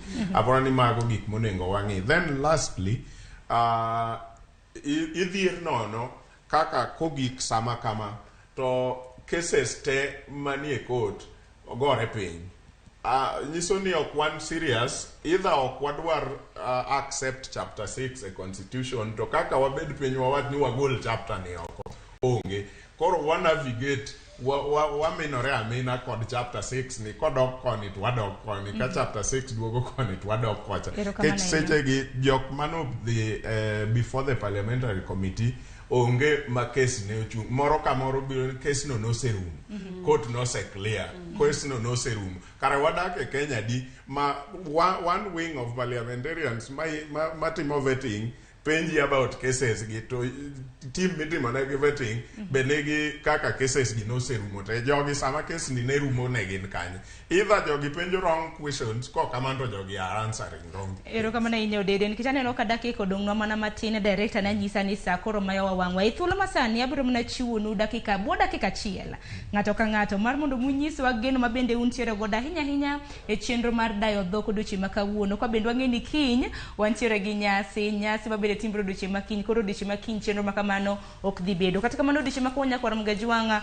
wantiere gi Kipchumba Murkomen jatend migawo mowal ahinya mar weche mag apeyni mabende dhi chak da dhoge chakre saa 3 mar okinyi bang' mano dhi bedo Soipan Tuya bang' mano wantiere gi Penina Malonza bang'e Zakaria Njeru ka bende Susan Wafula mabende nowal e migawo mar thieth e mabende idhi da dhoge odiochieng' ma kawuono mogik ko kamano geno maru odiochieng' ma kawuono bolta nyambaga e bwo dakika achiel geno mari odiochieng' ma kawuono mona ng'ing dakika achiel nani e 30 mondo wach weche gi mondo mi ng'at ma seche moko ne pod chunyego kibi oyudo duoko mapiyo e kinde loso winjo ka ng'ato ka chako loso kata kipenje to congratulations ema chako e wi mano endo kithure kindiki ochiwo ler kako dhi rakore kod kuo mar jamni. Namba 1 obro keto jok modak machiegni gimo kidho lich dendo ni community policing to kendo obro yudo thuolo mar loso lwasi mar jok miluongo jochiw arita ma gin obila chudo margi chalni chudo margi kaachiel kod ng'iyo margi gi moko kuom jok ma seche moko siro kweth mar kuo jamni. Mano en gimo keto kanyo endo kendo manyo yore moko kata kodhi dak kuom thuolo mar dweche 3 to ma gin manyaka koro rangi mak mana ni siasa bende nie iye. Wach maduong' en ni jo od bura ka bende nyo dwaro ng'eyo yo moro ma aguch omenda masani ma koro wachore ni odong' nono kaachiel kod bende Njuguno oikore mar biro chope od bura e mbele kamiti milone parliamentary budget committee mondo mi oduok penjo gi bilo wach e kinde ma ka oponi budget mar piny Kenya isomo to gin kod winjruok. Penjo ma bende seche moko nyo obedo ka gimoko yudo duoko en ni omenda mar CDF to kod omenda mibichul ne jo Kenya kaka Kenya Kwanza wacho ni NHF okuma mar thieth to dhi chalo nade. Koro saimo onge but magi gin gik ma oganda gombo winjo. Koro odiochieng' ma kawuono biro ka kendo paro duto ondonyo ng'wech kendo koro rango ng'at miluongo ni Kipchumba Murkomen nikech osebedo koloso mabet ka seche moko ni kod duol man malo e rombe mag siasa koro gwele lemo niendi dhi bedo ma ondisore. Ero kama na inya Dorothy mara bana machuok waseneno ka governors speakers bedo impeached adwa penjo ka bende nitie nafas mar impeach cabinet secretaries nikech kalore gi puoth moneno jok mopuodhe gi to pod wan gi questions ma wapenjre ka be gin competent e ulemo momigi ko mano apani mano question man go sani ni be wan gi opportunity mar impeach cabinet secretary mano kose puodhe gi ma bende gi secha tich ose puodhe gi gidhi tiyo tich mana formality mana kaka wawacho gidhi chako tich be wan gi opportunity kaka Kenyans mag impeach gi mondo wan ensure ni gin accountable e promises kata tich monego bende gitimo mana kamano dede Sharon, 2027 abodhi e parliament, but bill mokwongo kadhi e parliament, speaker okonego bed ni chair this kind of vetting. Number 1, especially ka speaker owuok e wing mar jok moloso sirikal. Ok wan dhano, so ok wan malaike. We will expect the speaker mondo tim all the ruling koyiengore kor dwachgi kaka Kenya Kwanza. So people should expect nothing. Onge gimonengo jopinyo expect a vetting ni nikech kata kane an Moses Wetangula da rule mana kako dhi rule no nikech ne wariwore gi William watimo campaign wakao loch wapango sirikandwa how do anybody expect ni mondo a rule against that? So kadhi e parliament kata joma ni e parliament sani onengo move some of these things mondo odog kopo ni nyambaga gi an oloso sirikal to Sharon maonge sirikal emonengo chair vetting committee kato bedo ni odhi bet matek to at least jopiny nyalo bedo gi geno ni gidhi nono tiend weche gi matut kendo ka nitie jok monengo ga kik donji to gidhi gayo, ka nitie monengo donji to bro donji. Erokamano ahinya. Wacho kanyo ni jopiny neno ka nigi geno, imbe neno kintiere gi geno, dibed ni stako setombulu. Chako chon nolodhi ajuoga. Mana kamano agonu erokamano kuom biro e chako kiny ma kawuono. Dorothy agonu erokamano Meshako Dede kanyakla kod Walter Nyambaga. Nyakoro mga jongo kiny ma kawuono wadhi bedo gi Walter Nyambaga chakre saa 3 mar okinyi ka bende obiro bedo koluwo chenro ahinya ma bende biro bedo katimre odiochieng' ma kawuono nyimo od bura maduong' ahinya e kinde ma bende chenro mar piedho jotend migepe mowala pod dhi nyime. Kwa kamano gi kanyo bende makelo giko mar twak ma kama den hero marwa mar mondo mi wadhi nyime gi goyo mbaka ahinya kaluwore gi okang' ma kama en mana ni semo mayo wang'wa chenro mamoko nyaka dhi nyime. Sani koseromo saa 2 mar okinyi nyawadwa Joyce Oduora ikore e yo makoni kod kocha mar kelo di chenro mar tedo gi chiemo mano bende mwadhiye bang' ma kik dhi mabora.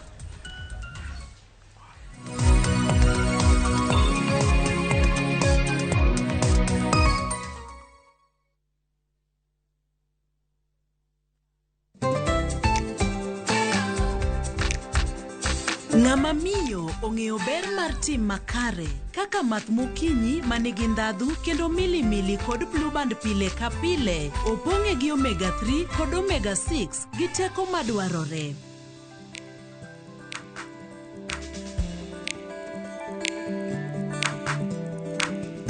Math mokinyi gi blue band dongruok mag-gi makare pile ka pile. No matter what you're going through, when the clock strikes the hour, you have to chin up and do your thing. It is people who make you a celebrity. You see them on TV, online, and listen to them on radio. But do you really know them? I still can't help but wonder what type of lawyer I'd have made. From humble beginnings, We had fun in Dandora. Those estates, A1. to their success stories, I've become this highly sought, people calling, my good friend, come, how do you feel? and their struggle. Pain of sitting there with your child, asking questions, that pain is just on another level. Catch this riveting stories of your favorite media personalities on Behind the Mic with me, Cynthia Mwangi, every Friday on Citizen Digital app.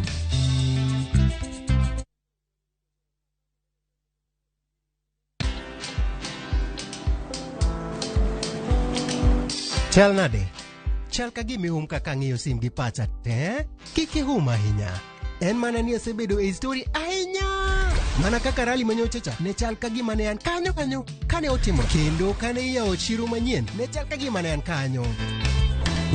Sama ne imiyo welo mapacho ka nengo mogonyore nam chumbi ne antie. In bende inyalo bedo e story kamora mora. Download mana Citizen Digital. Bed iyo ng'ala manyime gi weche manyien ka gi tuch kod gik mamoko ka gi timore kendo opogore pachoka kod pinje ma oko.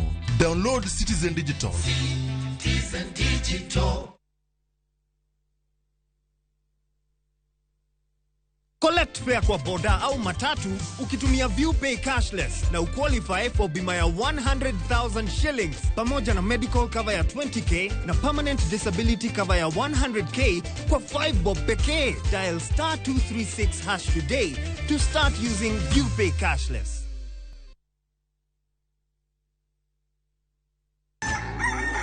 Kapok piny oru, kapok oyaw chiro, jopur ochako odiochieng'gi. Ng'ato ka ng'ato gi gombo mar kelo lokruok. Wachalo joma timo research mondo mi wakel gik man gi value. Ma ok odewo kama idake kata gima ipidho. Pith mar kich en agribusiness. Riwri kodwa mondo ipuonjri yore pur. Cover crops inyalo pidho ei puothi mar rabolo no. Jopur kod chiro mag jopur. Kendiel ma dende ber ema biro mi market. Pur gi ohala. Tich adek ka tich adek, saa 1:45 mar odhiambo. Mane Ramogi TV.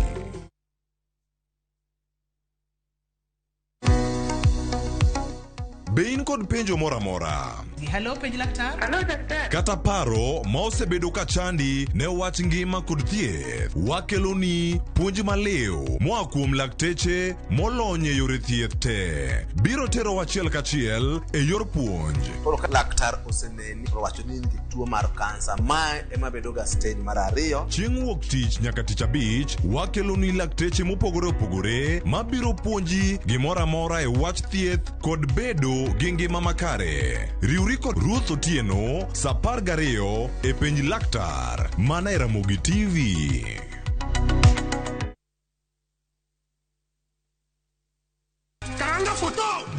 Machiegni nyakwara Ramogi Ajwang' e chenro mar ngoma owake. Wuok tich, wakeloni ngolo manyien.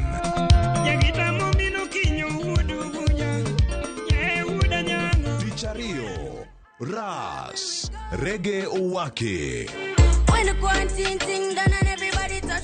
Tich adek, en odiochieng' mar twak gi jothumbe. Tich ang'wen, kama nene, wateri e golo machon. Tich abich, Sukus owake. Kete manaka kod Papa Vic, ngoma owake, wuok tich nyaka tich abich, saa 10:15 odhiambo nyaka saa 12.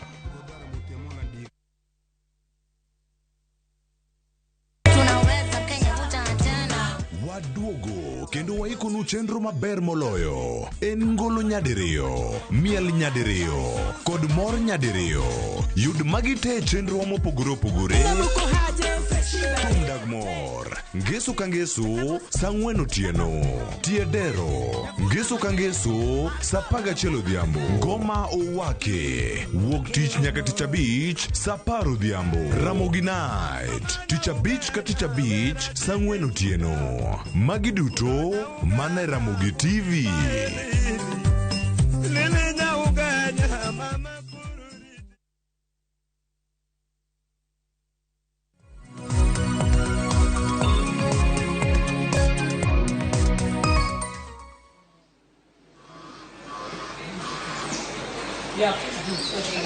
Mana kamano nyakwara Ramogi Ajwang' machiegni e chenro mar tedo gi chiemo. Chenro mabende biro ni chieng' tich adek saa 2 mar okinyi kikelo ni kod Anna Joyce Oduoro. Okinyi ma kawuono mana kaka ineno nyakwara Ramogi Ajwang' waseikore makare mar tedo. To kendo kang'iyo mesa tung' nyaka tung', aneno ka mesa opang makare, mesa ochani. Ka nitiere kae kod jatedo mano Chef Julius kata jatedo Julius odwa nyiswa ni ento en ang'o ma kawuono odwa tedo nwa. Kalure ni aneno ka iko mesa maber ahinya Julius. Kawuono idwa tedo nwa kata mokwongo inyalo nyiso ni in mana jatedo Julius kamane in gi nying achiel kosi ipakori nang'o. Erokamano Joyce. Atimo maber kuom luonga mondo mi apuonj nyakwara Ramogi chweko. Kuom nyinga iluonga ni Julius Ochieng' Odhiambo. Awado Ogenya Masiro. Kara wa jo Ogenya wate. Kawuono jo Ogenya oromo jikon. Wadwa tedo onyo. Ng'e kando jo Ogenya wacho dholuo mamit. So wadwa nwa tede wan gi chiemo ka mopogore opogore. So wadwa nwa chak gi tedo gima waluongo gi dho ngere ni starter. So wadwa ni chiemo kamigi mami appetite ma chiemo kwa dhi mbele. Simwago mbaka kwa loso to bentie gimoro mabe chiek ma main course mino luongo ni main course. So that seche ma achopo kuomie main course no to yudo ka appetite ni ochopo 6th floor. Iwacho ni wachako gi starter matiende ni mano gima keto appetite ni bedo makare. By the time chiemo makoro en wuon chiemo donjo to appetite to nono sechopo kata 5th floor. Oidho malo. To koro starter ma kawuono wadwa loso. Jomoko nyalo penjore ni starter ni to en ang'o? To starter ni nyalo bedo chiemo mane monego bed ni achako tedo kaka starter. Starter gin gik moko ma opogore opogore. Inyalo amua chamo gik moko kaka alode, salads. Inyalo amua chamo gik moko kaka hot starters. Nitie cold gi hot. So kawuono wadhi loso miluongo ni hot starter. To koro pogruok nitiere kanya kani ber ka wacho ni en starter mang'ich gi starter maliet. Starter mang'ich gi starter maliet. Tegemea ni whether mintie no en mane. Nono kaka montie ka sani whether en ma mang'ich matin. So nyaka mi gimoro mamiyo dendi bedo activated, bedo ma yo mayot. So gima dhi tiyogo mokwongo kuome en rabon. Wadhi tiyo gi mok ngano, mok chapat. Magi gin mkati. Ikawo mkati tituo. Kosetuo te igoye gi nyalo tiyo gi gimoro amora mondo igoye so that kosebedo mayom kama te isive. Ibedo kod ma, then ibedo gi tong'. ipogo tong, ikaw tong ma ipogo ikigoe kamae onyalo temo timo ka. Go tong kama. Ini goe magi lueti kamano. Go lueti kamano nga sheda. Tipogo gi ko. Tipogo gi. Ineno. So kisepoge mano dingo kamano to modong kane tiketo ka. Mara tong madong no ti ipogo bate. Ipogo bate. So wadhi kaw ma waketo ka. To ang'o momiyo ini loso kit chiemo makama kalore ni pile pile e chenro ni mar tedo gi chiemo opuonjo joneno magwa tedo gigo mopogore ang'e ni jomoko pono nong'iyo ni rabuon mari kachacha kiseboko tichame mana kamano wang'iyo chamo rabuon koboke kamano watemo manyo gimoro mwaketo waluongo ni modern gi tradition gik manyachon gi gik manyasani so watem keto gi kanyakla wawogane gimoro maber mupogre gimoro ma jumi ogocha jumi ng'en ka kichungo kinyi tichamo rabuon mamor ni kanyo kono nen rabuon gi nyoka kata rabuon gi chai ka wuno puonjo tedo gi mopogore kiseketo tong mari kanyo to ber kitiyo gi tong adi koseluore kod rabuon ma intiere luore gi rabuon min go kaka sani an gi rabuon kaka pieces moko adek kamae aketo tong madhi ang'wen so adwa ikawo mogoni matin ichaki mede mano mok ngano imedo mogoni konye nini kiketo mogono konyi mondo miyo makre kech tek wadwa ni waloso ni mpera moko mathindo thindo gi so mogoni konyi alafu ichaki medo maebe bread crumbs ma waluongo ni bread crumbs be ichaki mede kanyo kionge gi gir de kamae inya tiyo kata mana gi lweti but being nan gi mad ang'e ni ja ogenyi nyalo tiyo kata goliho kintiere go tiyo kata goliho kintiere go oliho no be inyalo tiyo go de nyose makare inyo ka jomoko duoge na luth kuon inyalo nyose go makare bona mana ni eyod kaka nyose kaka waluongo magi ni chiemb nyithindo kiloso gik moko kamagi so kaka wamedo lose kama wadwa loso gimoro kae ma kichamo tidong' kipenjori to gima chamo ni en ang'o nyalo chando dhogi injo ka nitie gimoro ming'iyogo gimo king'iyogo ndek moko madonjo nini test blood magi obedo kod ndadhu moro mopogore to bende ji nyalo bedo ni penjore gima chielo monego bed ni wang'iso nyakwara moge jwang ni kapok ichako nyoso rabuon mari kacha onego bed ni ikwongi boko rabuon mari ba chieg maber mondi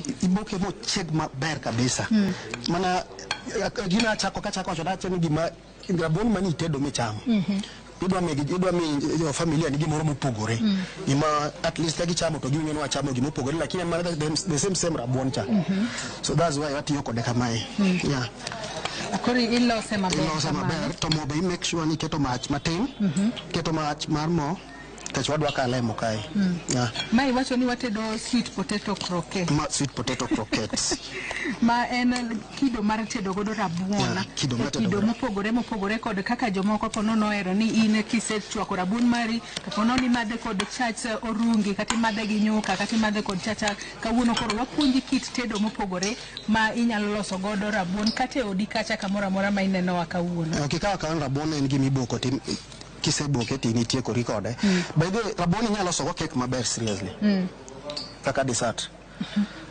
mopogore gi cake no inyalo loso kode soup kaka mako ni hot starter mana kwa rabuon kae chiemo mabro loso ni nyakwaro nagi gini ikwara mogi gini aneto gima jogi wacho ni beg natimore kech seche mo wacho jomoko beg ma giwacho no nyalo rediela makori neno ka ise yoke mobedo maber kose pod nego bed ni en kare kora adwana atigi lweta gina rwako nini mina rwako gi mondo kora atigi lweta iniase maber nyaka koro riure makare mar mondo mi tong' mi iketo kacha iketo kanyo ngano kaachiel kod bread crumb omakre iye kanyo maber koro ka gisemakore kamae tiloso nyalo loso gi shape ni dwaro iloso gi mar mondo mi gibed round maber nyamo loso gi shape mihero eno kama oketo kama olosore maber kwaselose kama koro adwa mi tich adam ni san miketo tich mari en mar mako san so ipango gi maber apango kanyo chaki kawo moro to nyakwaro nagi kidwa chamo chiemo maber kamae sasa into be iwuotho na biro kama tiye biro mogo nagi manyalo tedo ni gik mopogore tedo ni gik maler kamagi e Panari Mombasa Road ka mana e boma mana Nairobi kae to ng'ato nyalo bedo kata nyalo penjre ni ine kaka jatedo Julius tedo ni gima ponono ni gombo bedo e kinde mane dongo se ni chako bedo jatedo nade nayudora katedo nikech gimokwongo an e nyathi ma kayo e odwa. So ing'e kaka jonyuol tiyo gi nyithindo makayo. Iwacho ni nyithindo makayo ma samoro amora ma janyuol onge to in emichung' kaka janyuol. Inye janyuol. So na most of the time ka chung' kaka janyuol nikech an machweko. An ema min oketa gi tich chweko ma nikech an maduong' nyalo wabe kijana ma pod kijana. So naonge gi okora nanya epo natimo gimoro mopogore. Ine ma koro tije teno ting'. Ado chweko to kana chweko to ka gichamo chiembo to giwacho ni nyathini nitie gima ringe rembi kae. Ma giwacho ni tedo ni chal ni goro ringe rembi ma koro ma nyaka itednegi pile ka pile ka jonyuol onge. Yeah, ma yudora ka tedo kamano pile ka pile ma tedo no bedo part of passion na. Bedo gi mahero timo. And then kiloso nini gitingen watiyo gi rabuon mang'ich. Wadwa kalemo. So kiloso nini madongo ahinya to ok dhi bedo maliet e iye. So iloso nini gi mathindo tindo. Iloso balls go bedo mathiso tiso so that seche ma ikete mo to en kare. Anyakore mogi jog mana kaka ineno ma en sweet potato. Nying machielo no to bet gwenya matin. Kalure ni en nying ma kono utiyo godo thoth ne jikon. Rabuon mamit. Rabuon mamit. Waluongo ni rabuon mamit. Mondo gijo ko maneno onge eyo makare rabuon mamit kata sweet potato ma kawuono watedo kata kamano kawuono watede kido mopogore. Kido mopogore gi mar ponono ing'eyo ni in kisechwako rabuon mari tichame mana kamano. Kawuono jatedo Julius mantiere godo kae nyisowa kido machielo mwatedo godo rabuon. Kama wacho ni ma ok en kata chiembo kinyi, ma en chiemo no mami siso mar bedo kod appetite mar chiemo ma oketie siso mar chiemo ma ponono chiemo kobiro to yudo ka appetite mari osechopo 10th floor. Ka beni lungi kanya ne en hot starter. En hot starter. Koro aneno ka iseloso gi bedo balls matindo tindo. Gibedo balls matindo. So wadhi step ma onego bed watimo mo. Oya orenyo kora muge jwang' wantiere kae wang'uko mana chenro no mar tedo gi chiemo ka wakelo ni mago matimore e alworawa mar piny Kenya to odiochieng' ma kawuono. Koro Amin Mohamed ma koro bende kawo kar George Kinoti odiochieng' ma kawuono ochamo muma. Wawinjo ne kaka chenro ma kamano dhi mitayo kanyo kod bad migawono mar doho ma pacho ka. Ma bende koro kirangi kacha doho ma pacho ka kotelne kod mano gai mar doho Martha Koome koro nene ka entiere kar kacha ka koro sano nyalo mana neno ni gik mage matimore. Okawo thuolo mar George Kinoti ma bende osebedo kacha katiyo wawinj kaka otime. Without due authority, disclose or make known to any person any information acquired by me by reason of the duties performed by me on behalf or under the direction of the National Police Service or by reason of any office or employment held by me pursuant to the National Police Service Act. So help me God.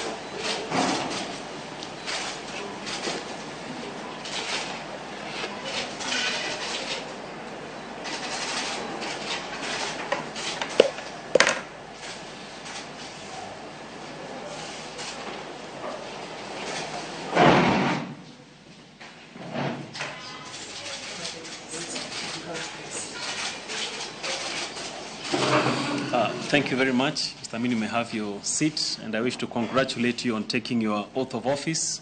That brings us to the end of the oathing ceremony. At this juncture, I would like to request Mr. Amin Mohamed to make a few remarks. Most welcome.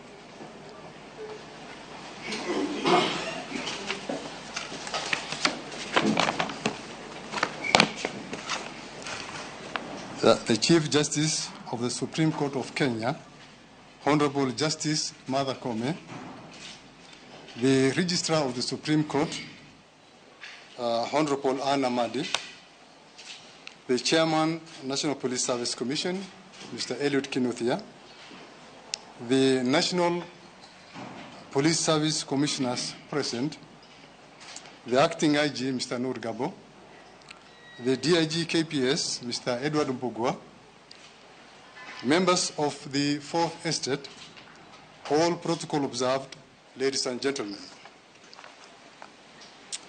I want to take this opportunity to foremost thank the Almighty God for this very, very special day and giving me the opportunity to be appointed as the Directorate of Criminal Investigations.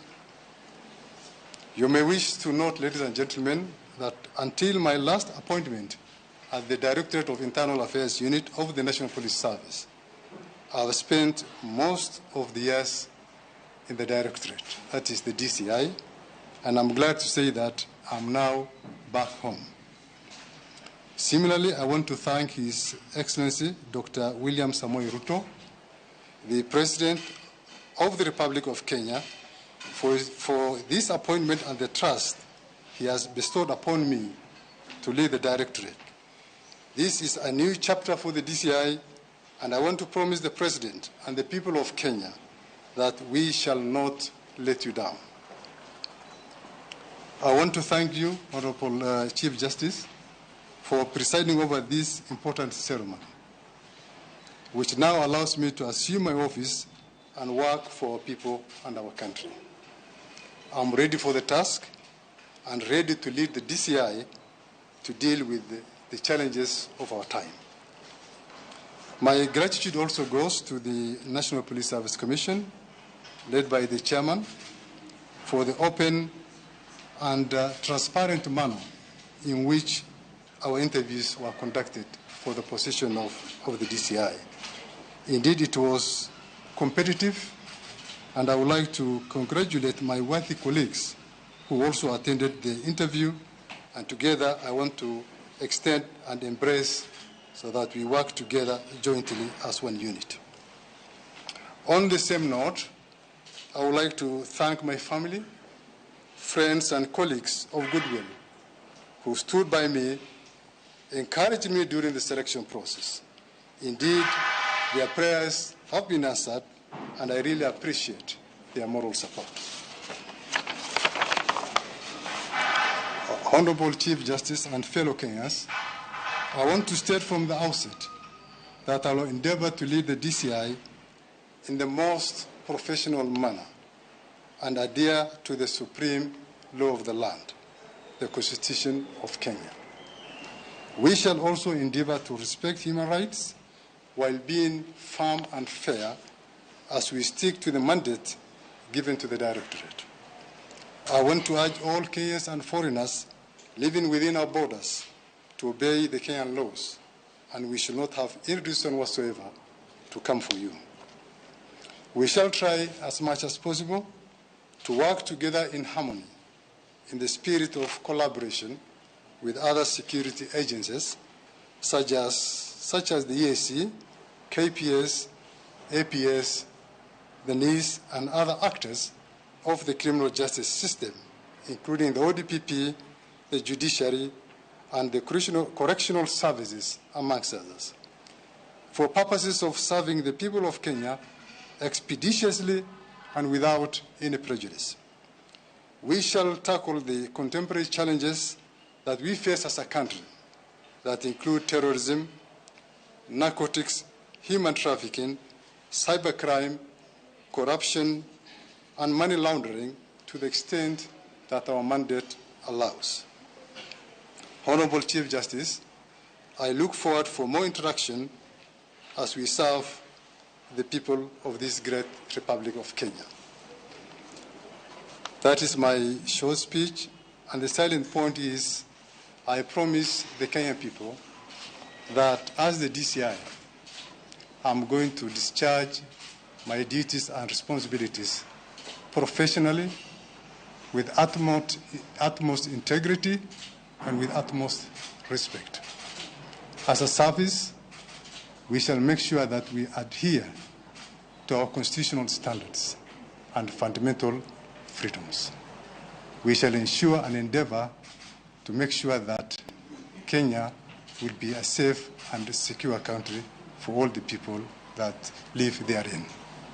We shall conduct our investigations professionally, expeditiously, and see to it that we bring our members of the public on board and see how we can bridge the gap and inspire confidence in the office of the DCI and my officers.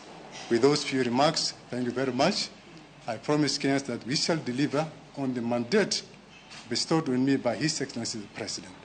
I will always be available, and for purposes of records, I would like to declare Honorable CJ my number, which is 0722-415-419, so that any member of the public, any other person who feels like reaching out to me can easily reach out to me. I will work hand in hand with all our strategic partners to ensure that we deliver on the mandate of the Directorate. Thank you so much.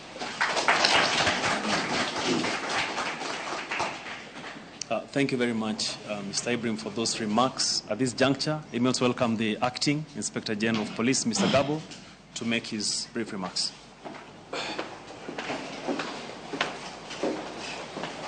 The Honorable Chief Justice and the President of the Supreme Court of Kenya, Honorable Martha Koome, the Chairman of the National Police Service Commission, and the commissioners who are present today, senior officers, good morning. Honorable Chief Justice, on behalf of the National Police Service, we thank the judiciary under your leadership for steering the criminal justice system in order that we work as a team.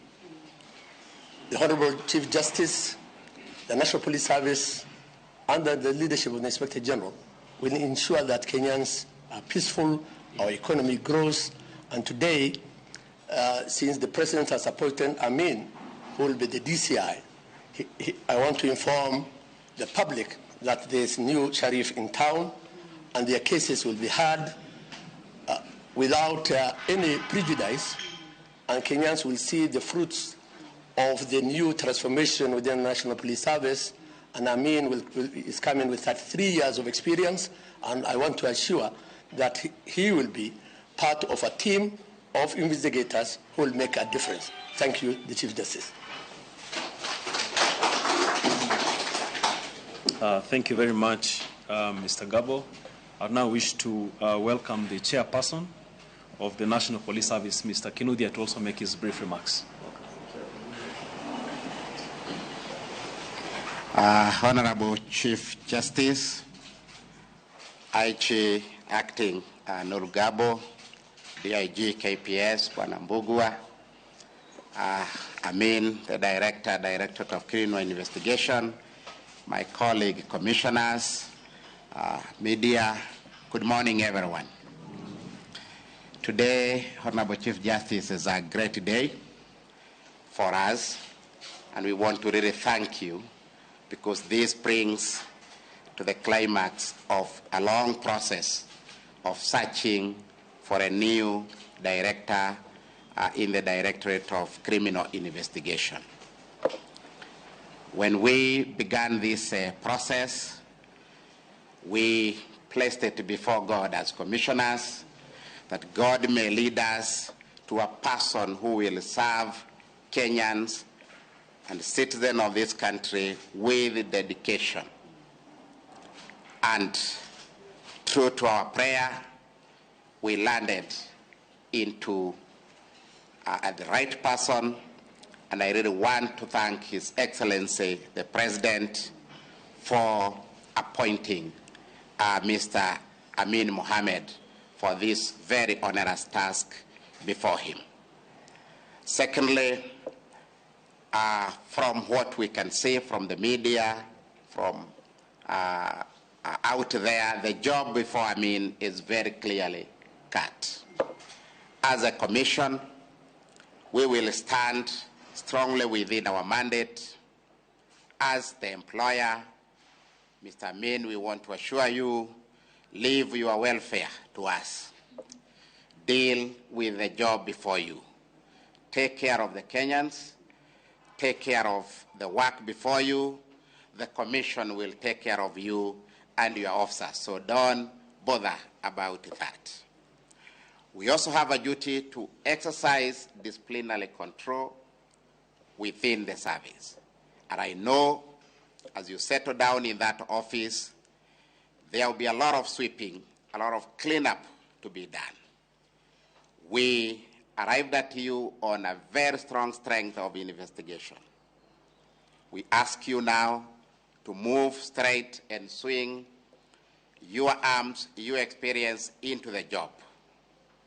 All the issues that are pointing, the allegation that are pointing finger inward or outward, deal with them.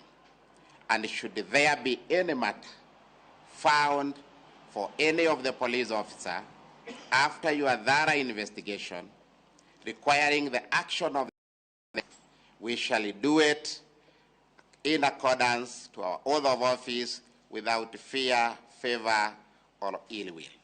And therefore, mine is to really promise you that the commissioners seated behind you will give you total and maximum support to perform your duty.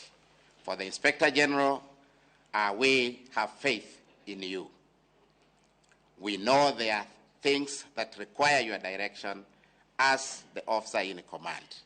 Please let us all support Amin to do his job, and it will be well. And I want to assure Kenyans, we have now the right person on the job. Regain your confidence in our police service. We have competent people. They will serve you the way you deserve to be served.